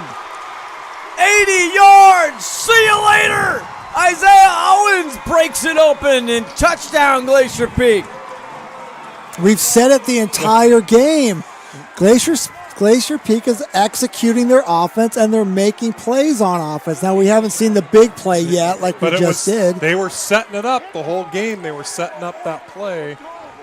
And he starts to get to that sideline, and he's got wheels himself. Look, He's actually gaining distance on people. Yeah, Glacier. That speed has shown up for Lake Stevens tonight, and now speed has shown up for Glacier Peak as well. Isaiah Owens says, "Well, you want to see speed? I got it too."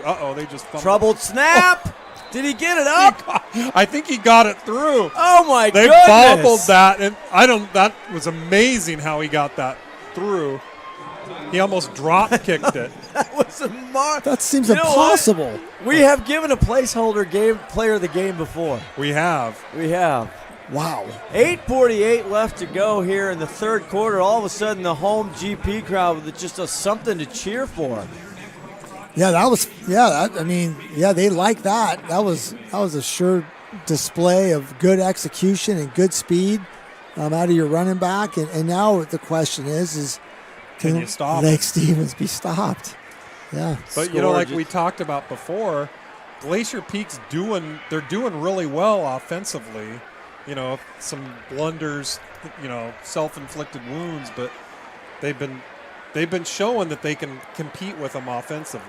They could easily have 21 points on the board right now, which would erase 7 points from the visitors probably if they were able to hold on the ball that long. So the score doesn't look like it's all that close, but it feels like it's closer than that. It's been one or two big plays. It's been two big penalties and then just a big play here, a big play there. Yeah. Defensively, Glacier Peak just has to – I don't know what they can do to stop Lake Stevens. Quick score in here. Ferndale and Stanwood 7-7 tied up. Mountlake Terrace 28, Monroe 7 in the third. Interesting. Wouldn't have guessed that one. Be doing a Mountlake Terrace game here. It sounds like one of those that got the score reversed by accident. Yeah. Well, Monroe's having a tough year. Larson. This time he gets it. And the bounce, going to let it bounce. He's got to cover that. Eggers gets it. Did he fumble? I think Glacier Peak got it. Glacier Peak football, and that's the big break they needed. And what happened is the return man didn't realize that he had to cover that ball. That happened in the Seahawks game a couple weeks ago. Oh, that's right. Yeah, the return guy kind of just had a mind fart. Here you see another one. He's like, do I need to cover this? Grayson Eggers tries to go in there. Great job by number 20, Grant Woods. And Grant Woods actually grabbed that ball, fought for that ball. That was a good heads-up play. Boy, now they got it on the 10, 11-yard line? Wow. All of a sudden, Ron Henthorne, something to cheer for on the home field sideline. You better believe it. These kids down on the sideline are all fired up right now for sure. They're hoping this is going to turn things around. Sederberg, Owens to the left, had the big 80-yard touchdown run. Now big motion. Darling and Chim in motion. They give it to Owens. Owens, he's nothing there, bottled up. Big tie. And this is the challenge from the Lake Stevens side, right? Okay, we've had this big momentum shift. They ran down and scored. They got the kickoff return, fumble recovery.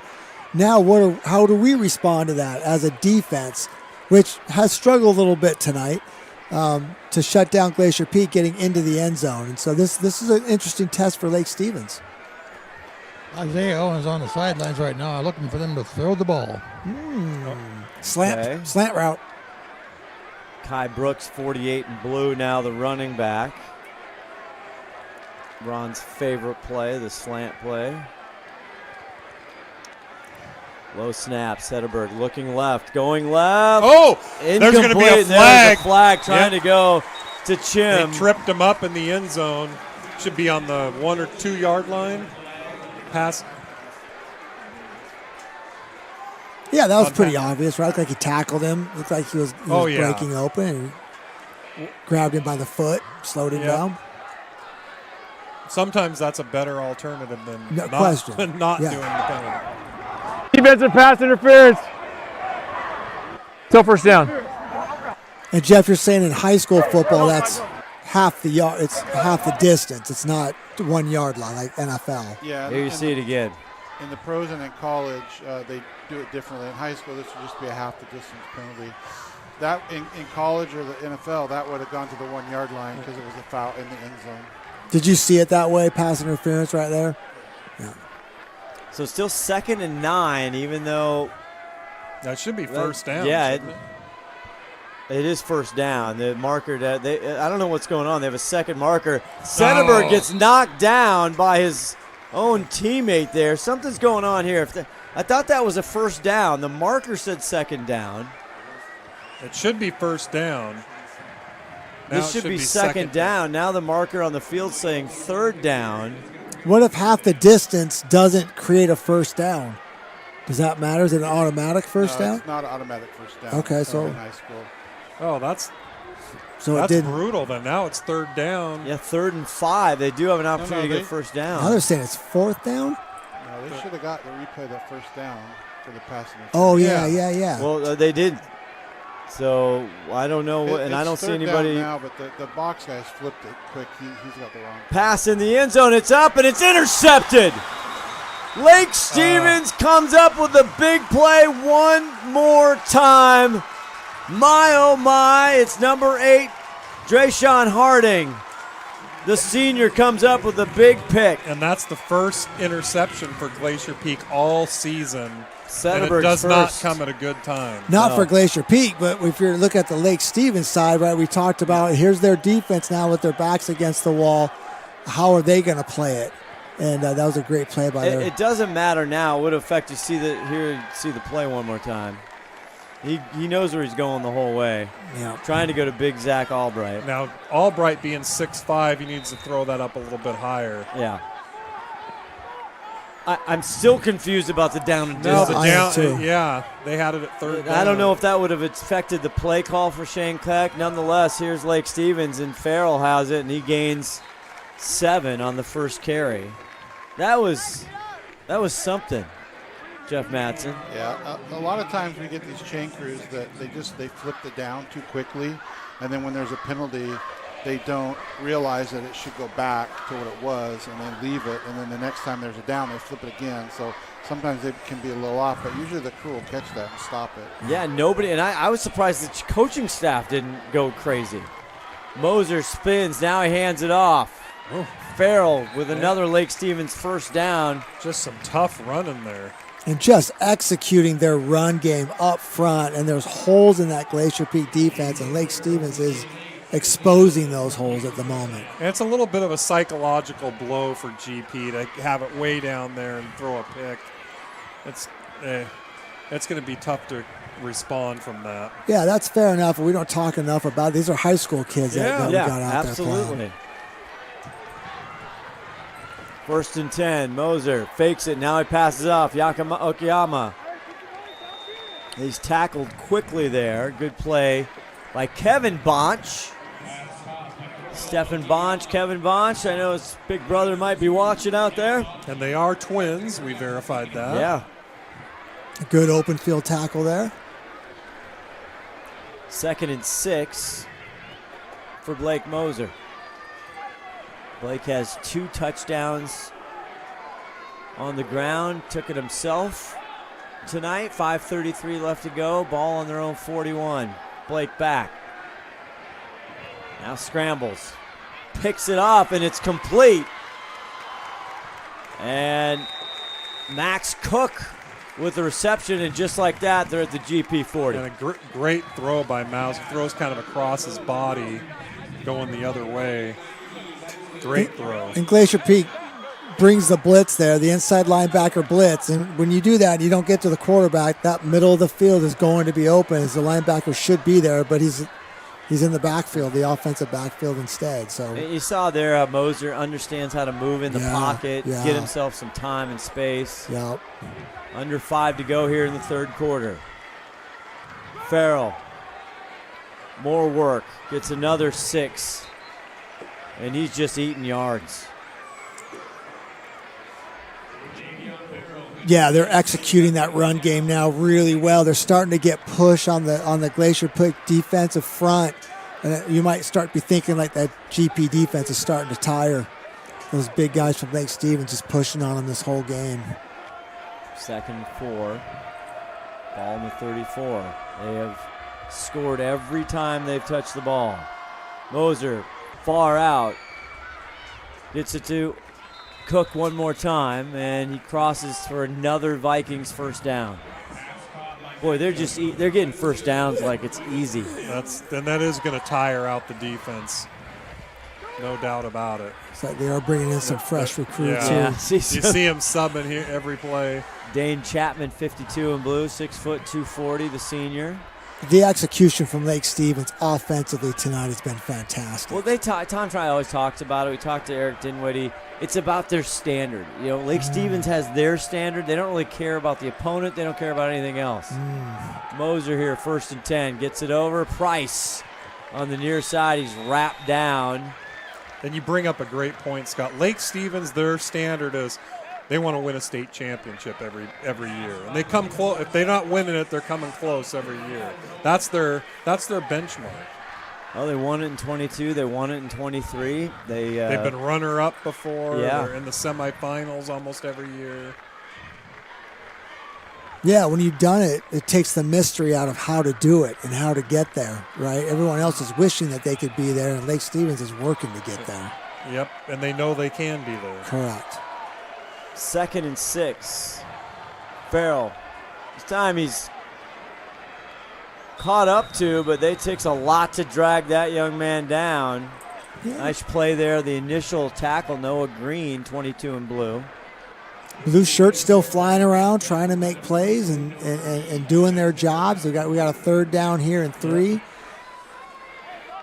Can they make one big play? We've seen a little bit of it. The board says 3rd and 1, but it definitely looks like it's 3rd and 3. 2:48, clock stopped. Now it starts again. 35-14, Lake Stevens threatening one more time. Haven't been denied yet tonight. Farrell, no, he keeps it. Mosier goes over, in and out of the hands of Eggers, and there's a flag. Got a flag here.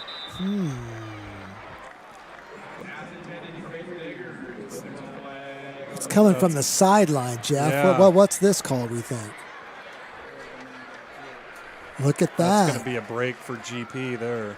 Well, the GP coaching staff has been chirping on that one for about a quarter and a half, that the Lake Stevens line is getting downfield on those passing plays. Now it's a really tough call. Do you take that penalty and make it 3rd down again, or do you make it 4th down? Let's go out to Mr. Broughton. No, he's discussing with Shane Keck. That's going to be a tough call. You're right, that is. Because does 5 more yards to Lake Stevens make that big of a difference? See what they do. I think that's what I do too. Think make it 4th down. Maybe they'll kick a field goal. Could they drop a snap or something?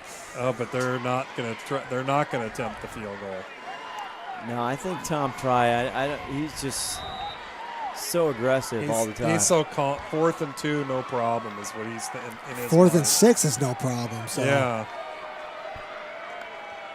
Moser back to pass, goes over, caught Price. Brooks catches him, but not until he's at the 15, and just like that, another 4th down conversion. Now Shane's like, can I change my mind? Yeah. And that's just a simple shallow route concept that Coach Rosenbaugh ran for years here at Glacier Peak, where they take those inside slot guys, and one runs just a 2-yard crossing route, the other one runs a 10-yard dig, and the defense has to decide which one to cover. And what do they call that play here? Shallow. Shallow. Yeah. Snohomish up 35-7 over the the other way around.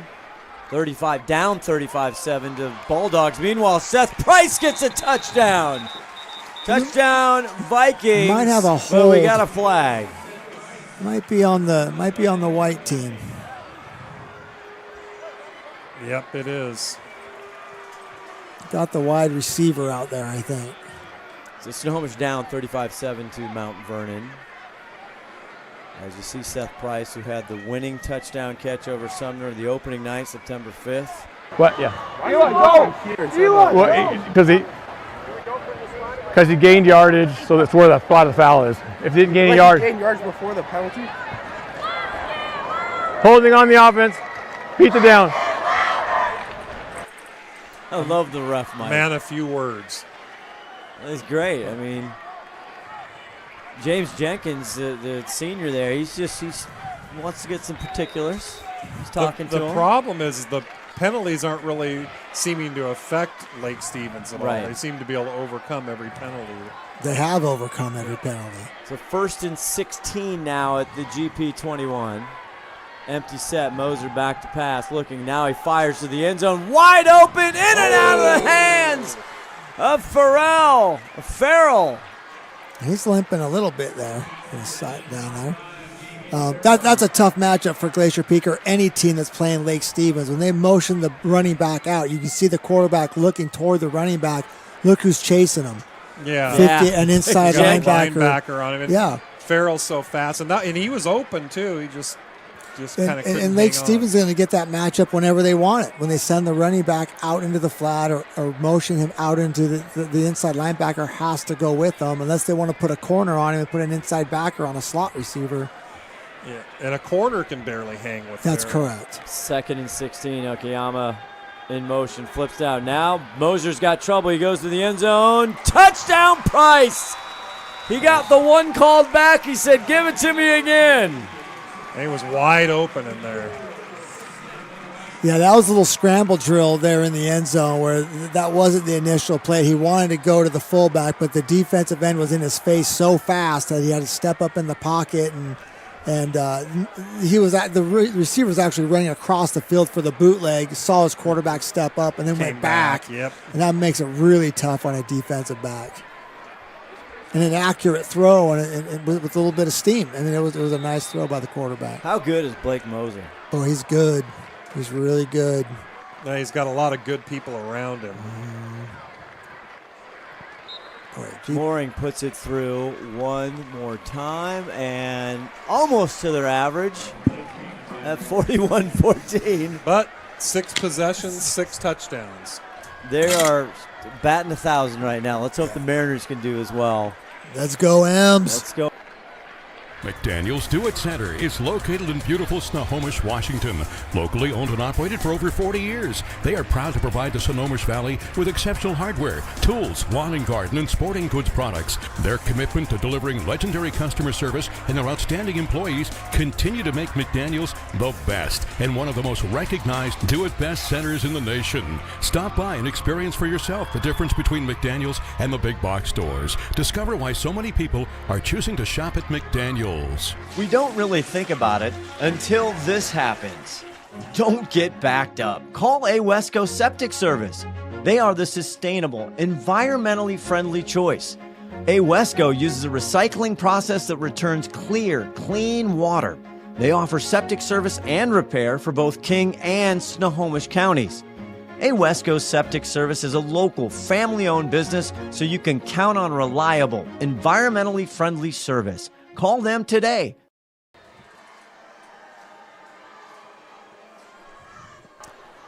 All right, you see the Lake Stevens Vikings. They're fired up. Those kids are. They were excited about this game. 42-14, coming off 2 big wins over Mariner and Cascade. They wanted to see the competition, and GP's had moments, but really this game has been controlled by the Vikings. Can't slow them down.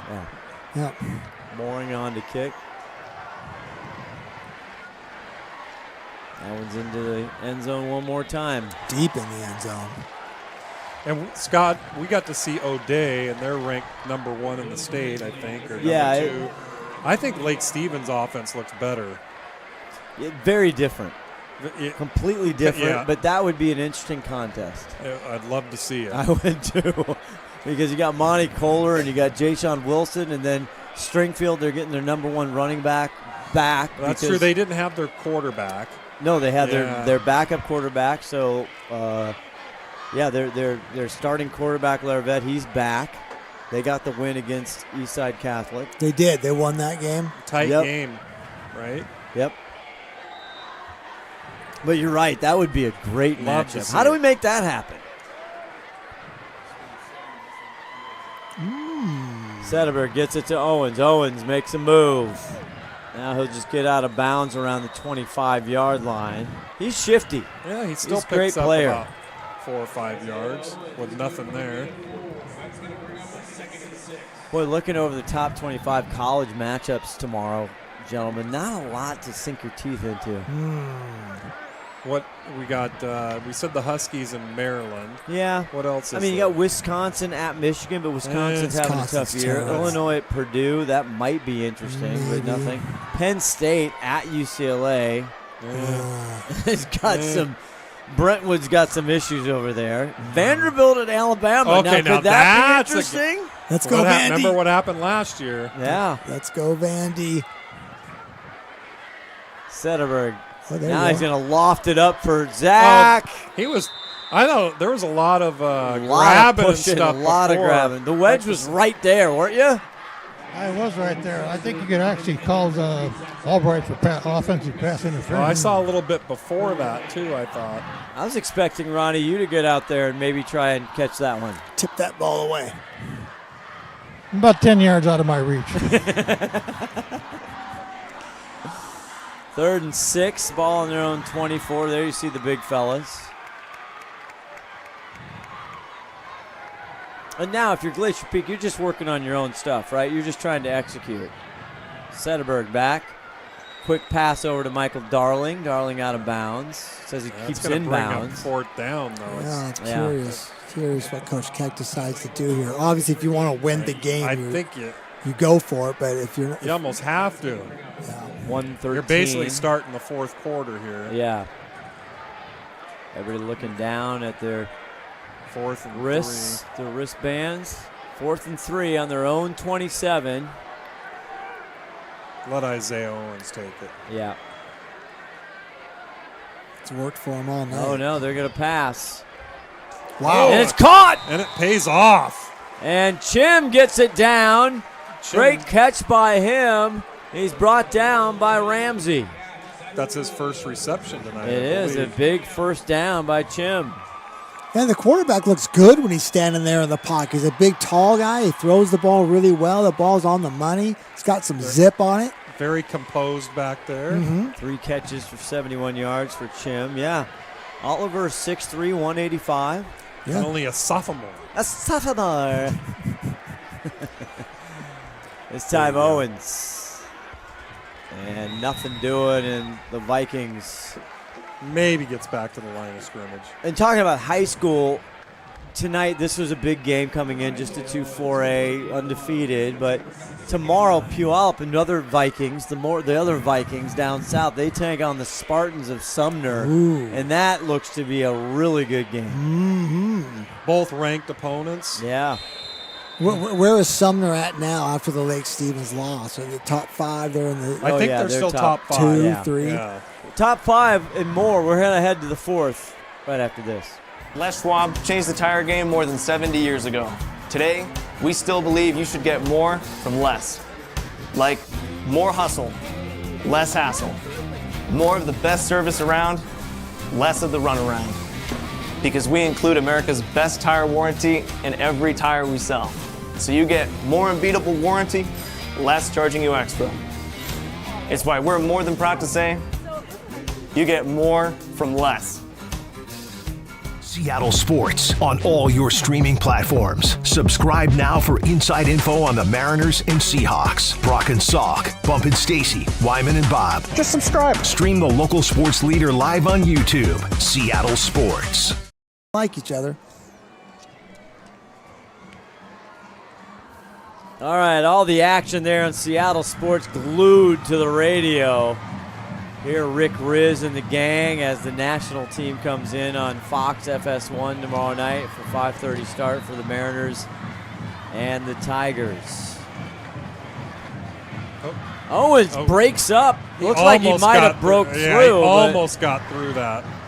Pickup of 4. He hits that hole really fast. Yeah. Glacier Peak, they go against Cascade. They got a home game next week. Right here against the Cascade Bruins. Lake Stevens, they go and they play at Jackson at Everett Memorial Stadium. Jackson having a rough patch this year. They made some good strides. Too. Yeah, Cascades too. RPI rankings, Puyallup number 1, Lake Stevens 2, Gonzaga Prep 3, Stadium 4. Graham Kapowson, who had that big win opener against Is it O'Day? O'Day, yeah. And this time Brooks gets the carry on the left side. Not a lot That's there. Going to bring up 4th down, and they're going to obviously have to go for it. Glacier Peak at 17, Sumner at 6. So now Sumner, this is RPI. Puyallup. This is RPI rankings. Yeah, these are RPI rankings going in. Quite a bit different from like when you see, the max preps. I'm a Todd Millis varsity wall guy. I sent you guys all that. That's who I cover. The guy is unstoppable in his coverage. He's over. He's got Cashmere Royal. A 1A like battle. City? Unbelievable. Yeah. 4th and 5. Low snap. Setterberg gets it over. Is it caught? Darling has it. And then they say it is a catch and a GP first. Hey, that ball was zipped. Shane Keck very high on his young quarterback. Woo, that very ball was high on that zipped young man. over there. And that's, 2 4th downs in a row they picked up.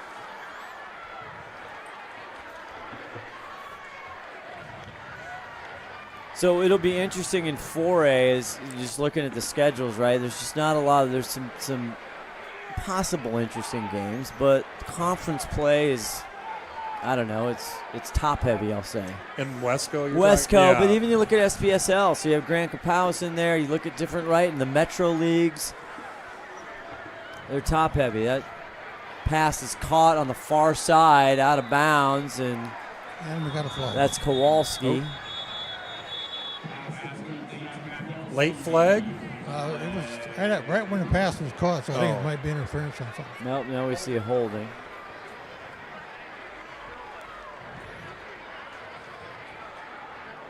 Going to go against GP probably. It's going to back them up a little bit. We've had some good ones here in Seattle Sports, STSPN. There we go. Holding on the offense, 10-yard penalty.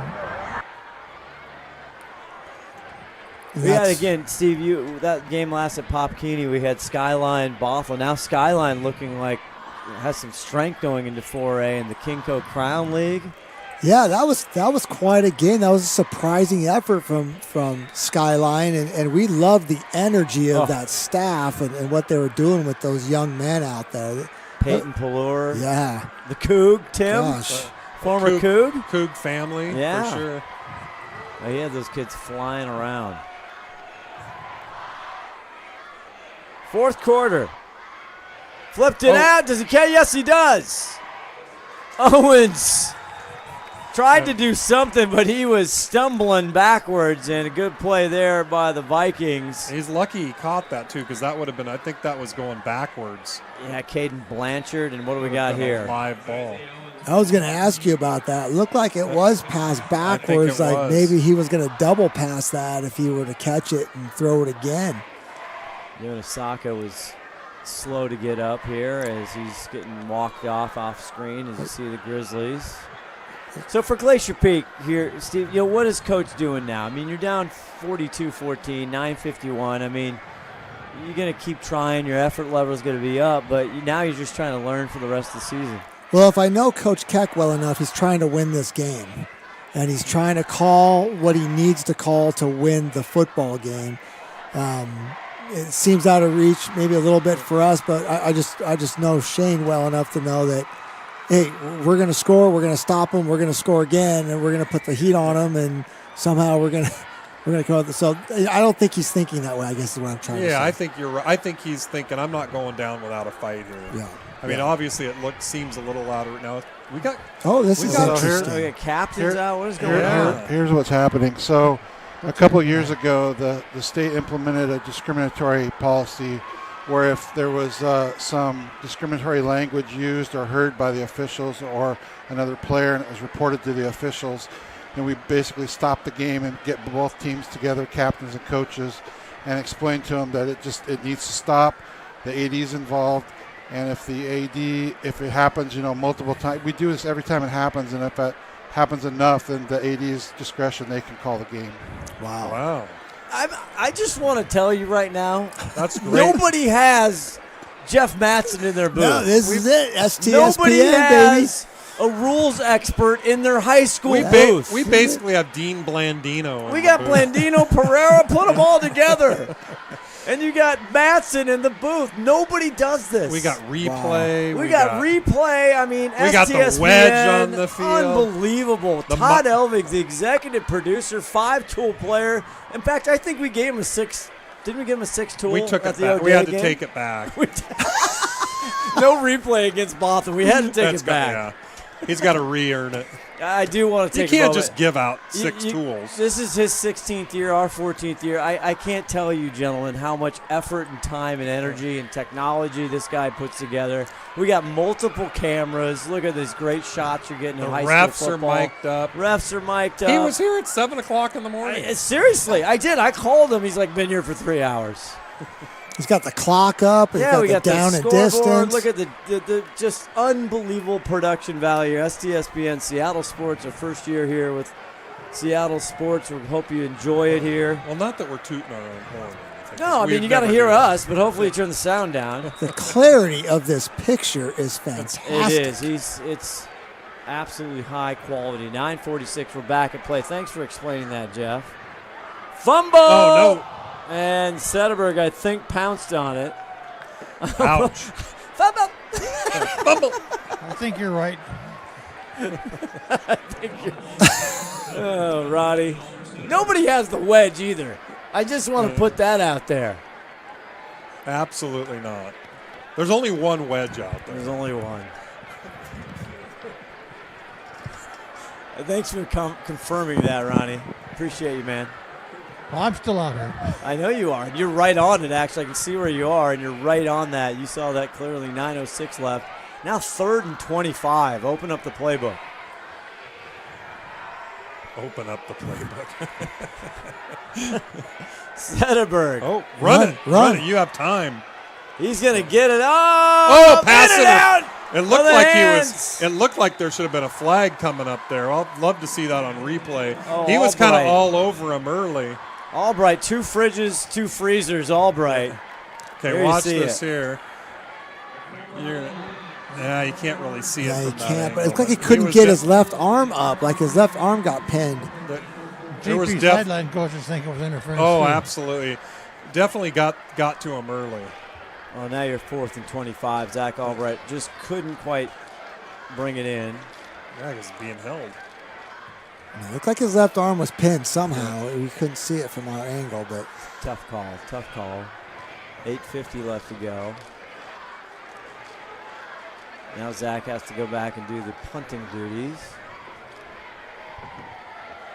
And Okayama back. He calls for a fair catch. That's that's what I would do if I was Tom Trial. By the way, Scott, Zach punted with his gloves on. I was just going to say, we were talking in warm-ups, and Zach Albright, the big guy, he didn't have gloves on. Well, he didn't have time to take them off. He was just involved in the... Yeah, we were asking. There's Shane Keck. I'm sure he's frustrated at tonight's outcome here, all these staffs. I remember we started this, GP let us go into to Sunday meetings, and it is unbelievable the amount of time the coaches put in. Yeah. They do the huddle plays. They put clips together for each player. It's insane. Yeah. And most of them have full-time jobs on top of that. So it's incredible. 8:43 left to go. 1st and 10 now for the Vikings. Moser still in and still delivering. Eggers with the completion now to the 35. Again, just really well executed, what we just call a stick route, where the number 2 receiver runs 6 yards down the field, turns around, and there's the ball. Very difficult to defend. You got a guy running into the flat. If they defend the stick route, you throw it to the guy in the flat. It's actually a Mike Leach spread, that Tony Franklin system concept. It's very difficult to stop.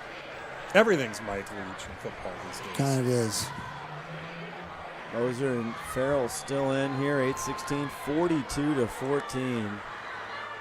And bobbles it, but he gets it. Farrell, left side, cracked down. Kai Brooks brings him down, along with Atticus Quist. What a great name, the senior. Talking with Coach Bean before the game, that's exactly how they wanted to defend that counter tray. They wanted to knife it in from the outside, spill it to the outside, where the outside linebacker should be sitting there waiting for him. And we just saw it executed really well right there. What's funny is coming into tonight, Glacier Peak defensively, they had 22 sacks through 4 games. And they just haven't been able to get to Blake Moser. Well, they got him like once or twice, didn't they? I don't think that he's taken a sack. Yeah, they got him once. Farrell up through the middle and almost to the mid-stripe. They did get him once, but how often has the quarterback sat back there and read the defense and tried to throw? He just hits his back foot and throws it. Hits his back foot and throws it. It's tough to get to a quarterback that's going to do that. Tom Brady didn't have to move very much if he caught it and throw it. Yeah. You had to bring him up, didn't you? Tim's favorite of all time. Greatest quarterback of all time. I'm not happy with him now. Yeah, they should never go in the booth. They ruin their legacies. Well, not Scott's all the mad time. that he's like part owner and in the booth. I mean, it's not even that. He's not very good, in my opinion. But again, people can say that of me. Moser. Nobody says that about Lets you. it go. Oh, it's in and out. Almost caught. Almost intercepted. Yeah, almost intercepted. Almost caught. All kinds of things. Max Cook going for him. Great coverage there by Isaiah Olson. It's the first time we've called his name. Yeah. Tonight. You obviously love to Senior. make those plays when you're down a few scores and you like an extra possession. See number 1, big Stephen Bonch out there, 6'3", senior. He's tall. He looks. Boy, he he's is tall. Yeah. He looks like a future like- D1 player. Like Manute Bol. 6:52. 2nd and 10. Moser takes it. Now he goes over. It's caught again by Eggers. And he falls forward for another Lake Stevens first down. I mean, just repeat, rinse and repeat. Eggers is a football player. Yes, he is. They were excited to get him over, moved over, got to start the first game against Sumner. Had a nice night that night. You know, we've called a whole bunch of games over the years with Lake Stevens, and one thing, they're not really flashy, and this is a compliment. They just get the job done, and they're well prepared, and they don't make mistakes. Yeah, it's rare to see them hurt themselves over the years, and that's everything they got going on. Farrell's still out there. He gets across the 35 to maybe the 33. It seems like they've always got a couple of dudes that nobody else does. Yeah, I agree. And they seem to be able to go from one quarterback to another. You know, they graduate one, elite quarterback, and another one's waiting in the wings. Very different. I mean, this Blake Moser, not huge stature. He's 5'11", 170. Colton Matson, who was a Gatorade Player of the Year, won 2 state titles. He's now playing for Central Washington, their quarterback last year. But he was 6'3". He was a little taller kid. Then obviously Eason, the big fella back there. Yep. But yeah, it doesn't matter how. And they had Connor Bardou. Yeah, Connor Bardou. Shout out, by the way, to Rich Bardou, our partner here. He's been on a lot of telecasts, a lot of broadcasts. That's right. He said the sniffer back. I know Rich is watching from home, getting ready to probably golf again. So jealous. Blake Moser, 5:30 left to go in this one, 42-14. We're going to have to pick up our Adrenaline Fundraiser player of the game, gentlemen. There goes Farrell. That might be him. Look at that. Up the gut to the 15. And he runs like a feral cat, so it's a good name for him. He is making his way. He's outstanding. What a tremendous athlete he is. Can be his nickname. Yeah, the cat. The feral cat. The feral cat. Our Les Schwab lineman of the night, also our Adrenaline Fundraiser player of the game, and our Les Schwab lineman of the night, gentlemen. Pressure's on, you two. First and 10 now at the 17. Moser flips it over. Cook.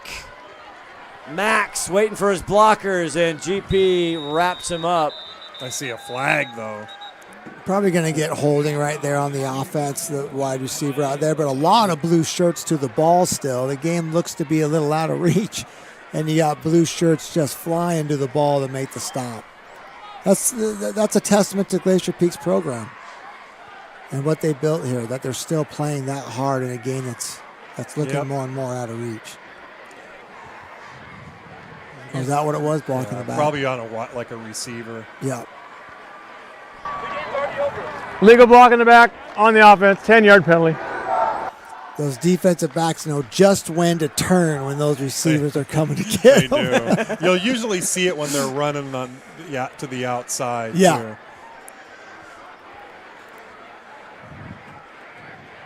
So the big train from Lake Stevens, they drive south on I-9. They turn off here at Veterans Memorial, and they put it to you.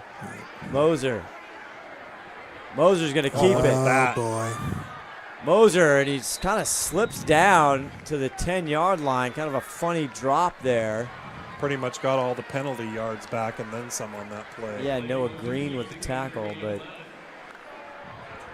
so Javian Farrell, you think our Adrenaline Fundraiser player of the game, now our lineman of the night, our Les Schwab lineman of the night. Yeah, we got to start taking a look at. There's a big Ted Kura there. You got. He's had a really nice night tonight. Tim looking over. There we go. I think it's the big number 77.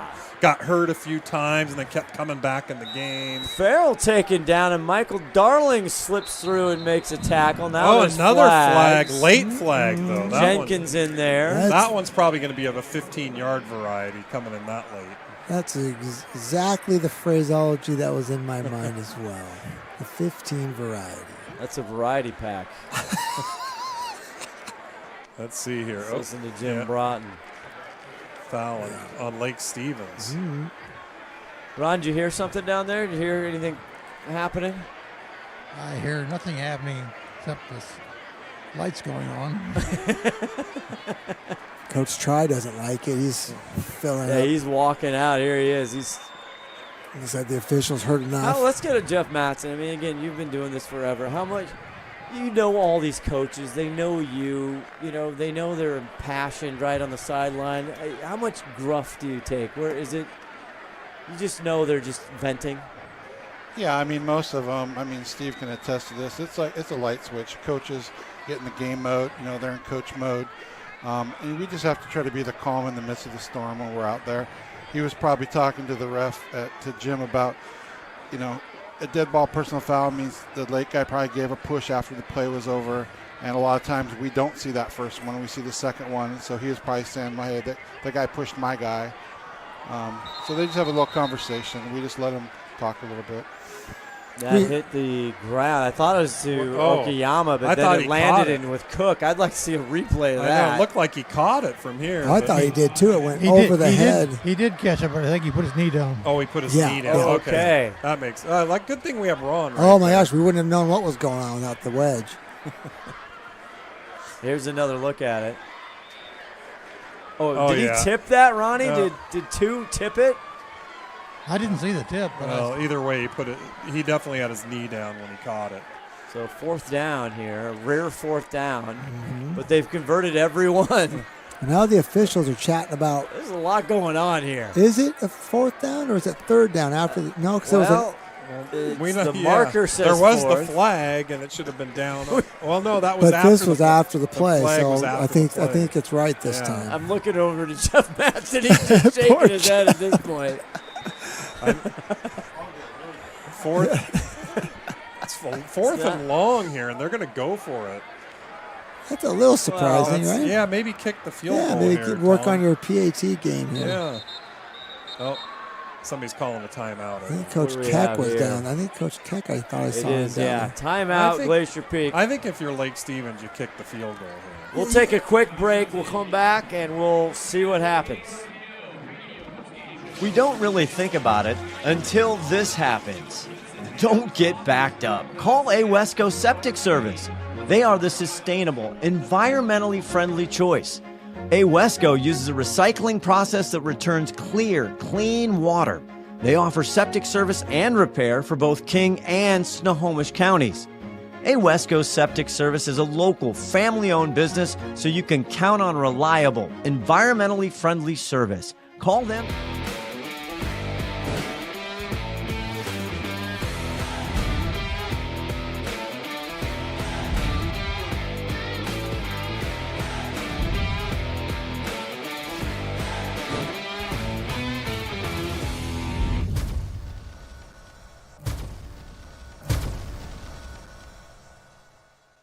chime in on the barbecue. Here we come back. Well, let you know, McDaniel's Do-It Center, one of our absolute favorite retailers. I mean, I got a gift certificate in there. Tim, you buy barbecues galore there. God, what do you got up to? 4 or 5 on the and deck I got now? them all from McDaniel's Do-It. Well, they got a new store in Granite Falls. As it's 4th down, whistles, more whistles. They think they got Glacier Peak jumping, I think, is what Lake Stevens is saying. Well, it says 4th and 5, too. Well, yeah, that's what it should have been there, but if they got the offsides, it's what's that, Ronnie? They didn't throw any flags. It's another timeout. Another timeout. Moser trying to call a play. Interesting. Well, this reminds me of the Monday night game when Aikman said, "Hey," he was talking about the flags. Oh yeah, all the flags. You didn't see it? Yeah, I saw it. All right, McDaniel's Do-It Center. Let's get back to them. Granite Falls, a brand new store in Granite Falls. And if you've never been to McDaniel's Do-It Center, Tim? That's where you got to go for your barbecue utensils. You got to go for everything. Yeah. If you're into charcoal like me, they'll hook you up. You got to go You got to go charcoal. Yes. You do have to go charcoal. Absolutely. They know they're experts down there. Yeah, next seriously. to your gas grill, your pellet grill, your smoker grill. I like the charcoal the best, though. I know. But if you want anything, I'm telling you, it's not only barbecues there. You go there, they fishing. They have sporting goods. They have one of the biggest, actually, jar selections, an unbelievable jar selection. I just had to go down there for some painting stuff, some stain and some other things. I've seen plumbing stuff down there, too. Oh, yeah. But the thing is, you walk in, everybody knows what they're doing, and they help you out right away. Mindy goes down there because she likes the big pots you can get. Oh, God, yeah. They got everything. Those big cedar pots yeah, that you put on all there. kinds of and it's beautiful. old-fashioned customer service. It really is. Also, Feel like big family. thanks out to Lou Bunn. Wesco, I tell you, I've been using them for years and years. When you have too much barbecue, then you call a West. That's right. Moser, and we almost got a playoff, guys. We almost did it, but there's a whistle. Jeez. Ron, what is going on down there? It's the crowd's starting to boo it's now. It's mayhem. You can't call timeouts back to back, Jeff, right?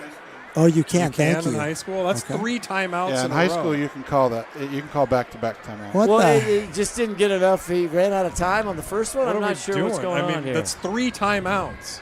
Did GP call one, and then Lake Stevens called one, and GP called one again? I think that was the sequence. Our board still has 3 each, which is not. We're going to be. Coach Keck is talking to the official. He's not. I don't know what these timeouts are for. You have any idea, Jeff Mattson, your mind reader? Is wrong. Well, I've never seen it done, but if there's a rule, if the coach is questioning a misapplication of the rule, he can call a timeout, and if the officials then correct it, they can get the timeout back. Oh. But most coaches don't know that. I don't know that that's what this was happening. It looks like Ron's talking to him down there, so he might have some information for us. Oh, good. Ron's talking to the He is. I love. You gotta love it. I can't tell you how lucky we are to have him. Lineman just told me that's the 3rd timeout for GP. First time in his career, first time in mine. Wow, Moser, we got the playoff. He throws it. It's caught by Eggers. Eggers stretching. He'll get the first down. Oh, and touchdown, Lake Stevens. He rolled him into the end zone. He did. He had him down, and he rolled right over his body. Was he in there? That was a he crazy play, and there's the touchdown. You know, I don't like this rule in football. I've been working hard to get rid of this rule forever. You got a hold of him. He's tackled. Your body's on the ground. Yeah. His knee's not down, but he's on you. That's it. He's tackled. The play's over. I don't like that you can roll around and gain yards. And it's not like he came free. Right. It's not like he broke free and took off. But, yeah, I see what you're saying. Appreciate this great high school kicker. And got it. Darling almost got to him. They shake hands. He's been close a few times. Yeah, Mooring puts it through. Well, they're over their average. They've averaged 46. They're at 49.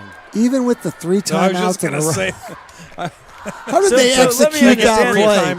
GP just played. They just did 3 consecutive timeouts. Is what I'm saying, right? Yeah, I guess that's Ron.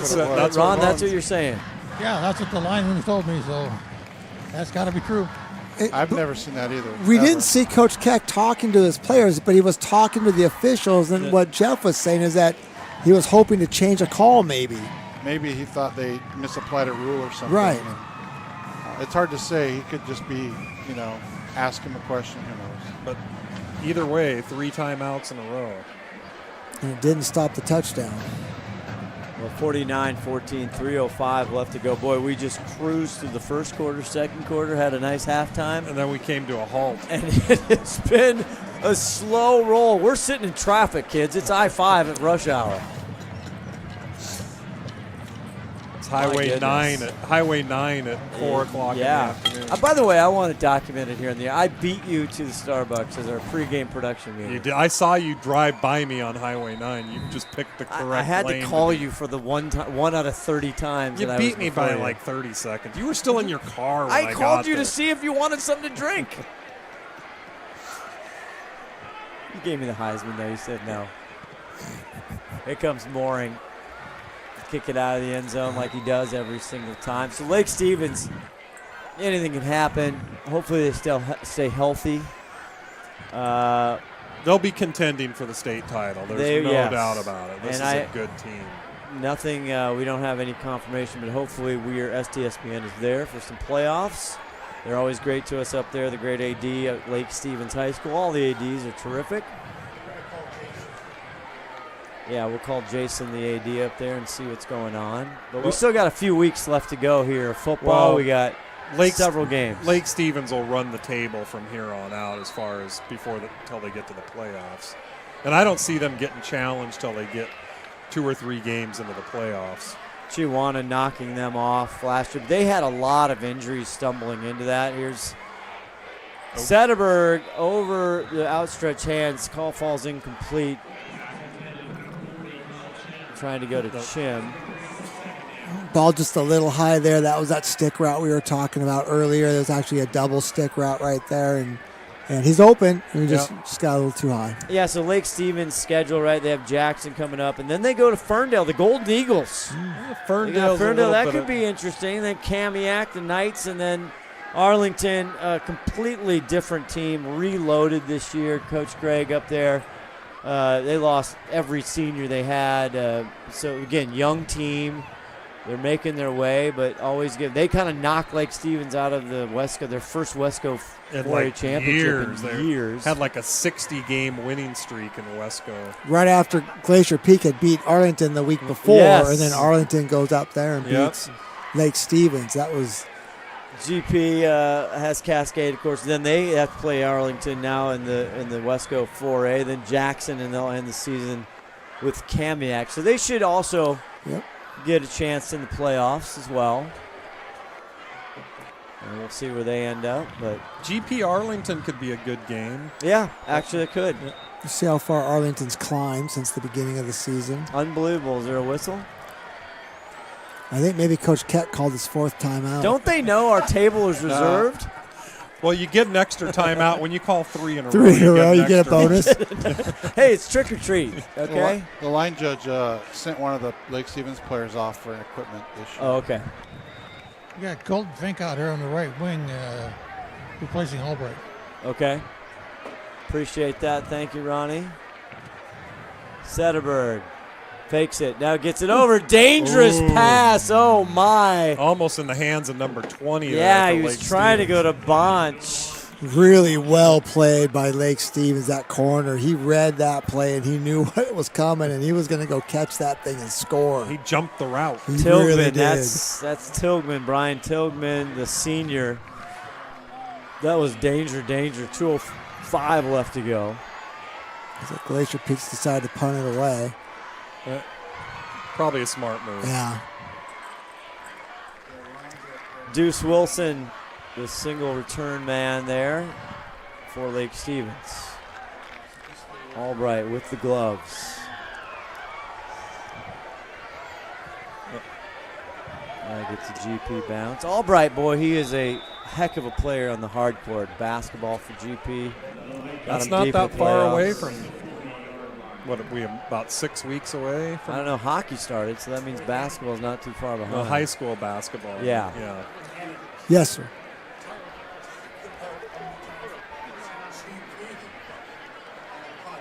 Oh yeah, that's always frustrating as a coaching staff when the other team punts to you. You think you have a stop. You're getting the ball back, and the ball bounces into one of your kids, and your kids doesn't know that they have to cover it. Even though every Thursday you talk about the importance of covering that ball if it's ever touched. You go through all those scenarios on Thursdays. That's what Thursdays are kind of for, pregame. Go through those special and teams. You had one at Jackson where it bounced off one of the kids' helmets, remember? Bonk. Yeah. Yeah. It happens. New quarterback in for Lake Stevens and new running back as well. That's Nettles in, the backup quarterback, the sophomore, 6'3", 190. And they give it off to Fink.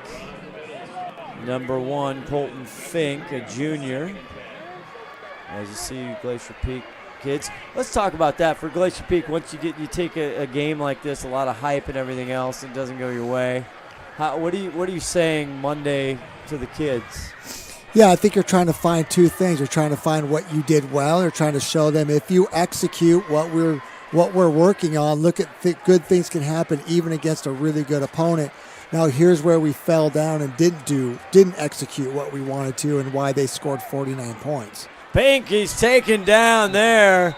Nowhere to go. Maxwell Bridges. Oh, something wasn't right there. There we go. Flag. Frustration there. Fredrickson Brunson, number 9, the junior, and under a minute to go here, but we'll have stoppage one more time.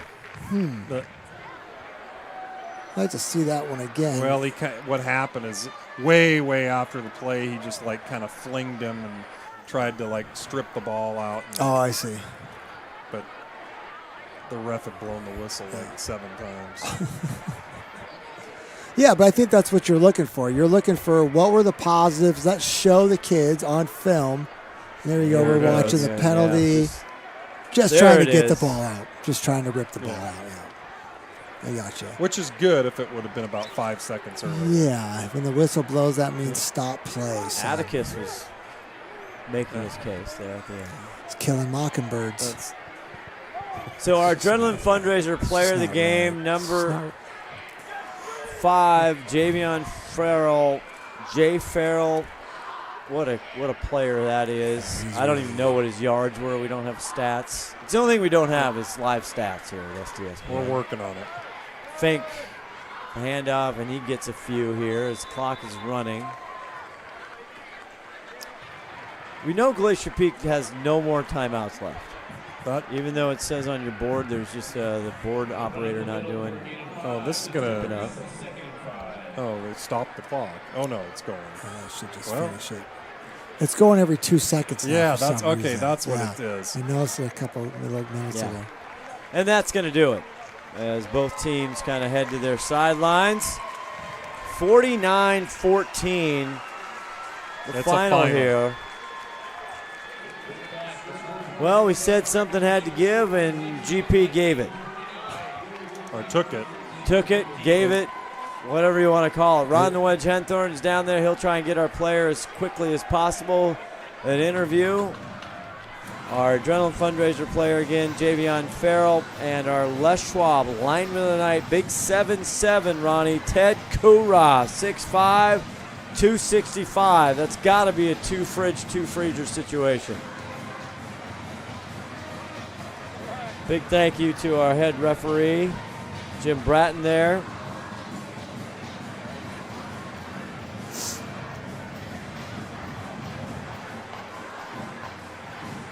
As Ronnie's trying to get the kids congratulate each other. I love that part of football. Shake each other's hands at the end and say thank you. It's something we could use more of in the nation right now. A lot of these kids know each other. They play off select sports and summers. A lot of them are two sport athletes. So it's great. You see big Lake Stevens there. They got to feel good about this one. Coach Tom Try's got to feel great about it. It was their last test on their schedule. Yep. You know.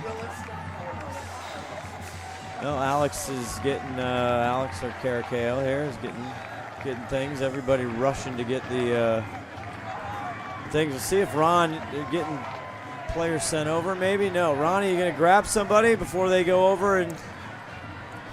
I'm gonna try. Hang on. Number 5 and 77.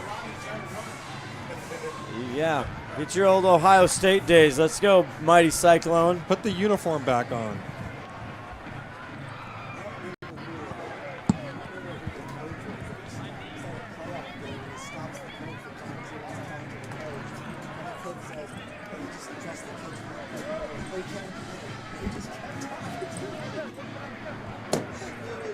We're watching Ronnie here say they're all going to gather.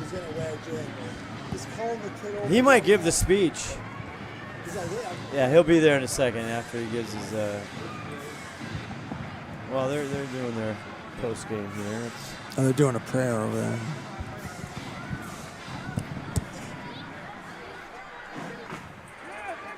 Well, stay tuned here, Seattle Sports. We'll see where we end up as you look at them doing that. We'll end up next week's schedule. Stay tuned for that. I'm hearing great ads on Seattle Sports all the time for our games, and we'll see where we end up next week. We'll go down the Ron the Wedge Henthorn here with Javion Farrell. I'm run down here with Javion Farrell. Javion, a big win for you tonight and a big game for you. Yeah, good dub against the Grizzlies. Were you happy about that? I was really happy about that. Really happy. But we had a couple of flags, a couple of Grizzlies playing dirty, and we did not like that at all. But it was a good victory for us, though. Well, I'm glad you won tonight, and great for you, so good to hear that. Thank you. I've got a shirt for you right here. Let me grab it for you. Anybody you want to say hello to out there? You got family? Thank you. Hold that shirt up in front of you there and we get a picture of you.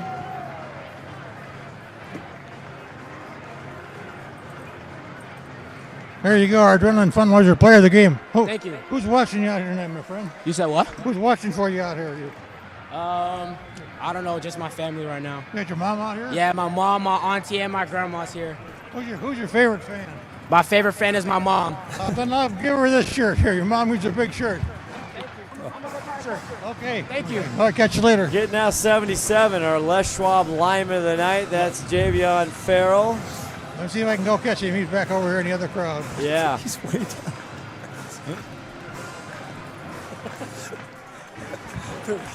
We need to.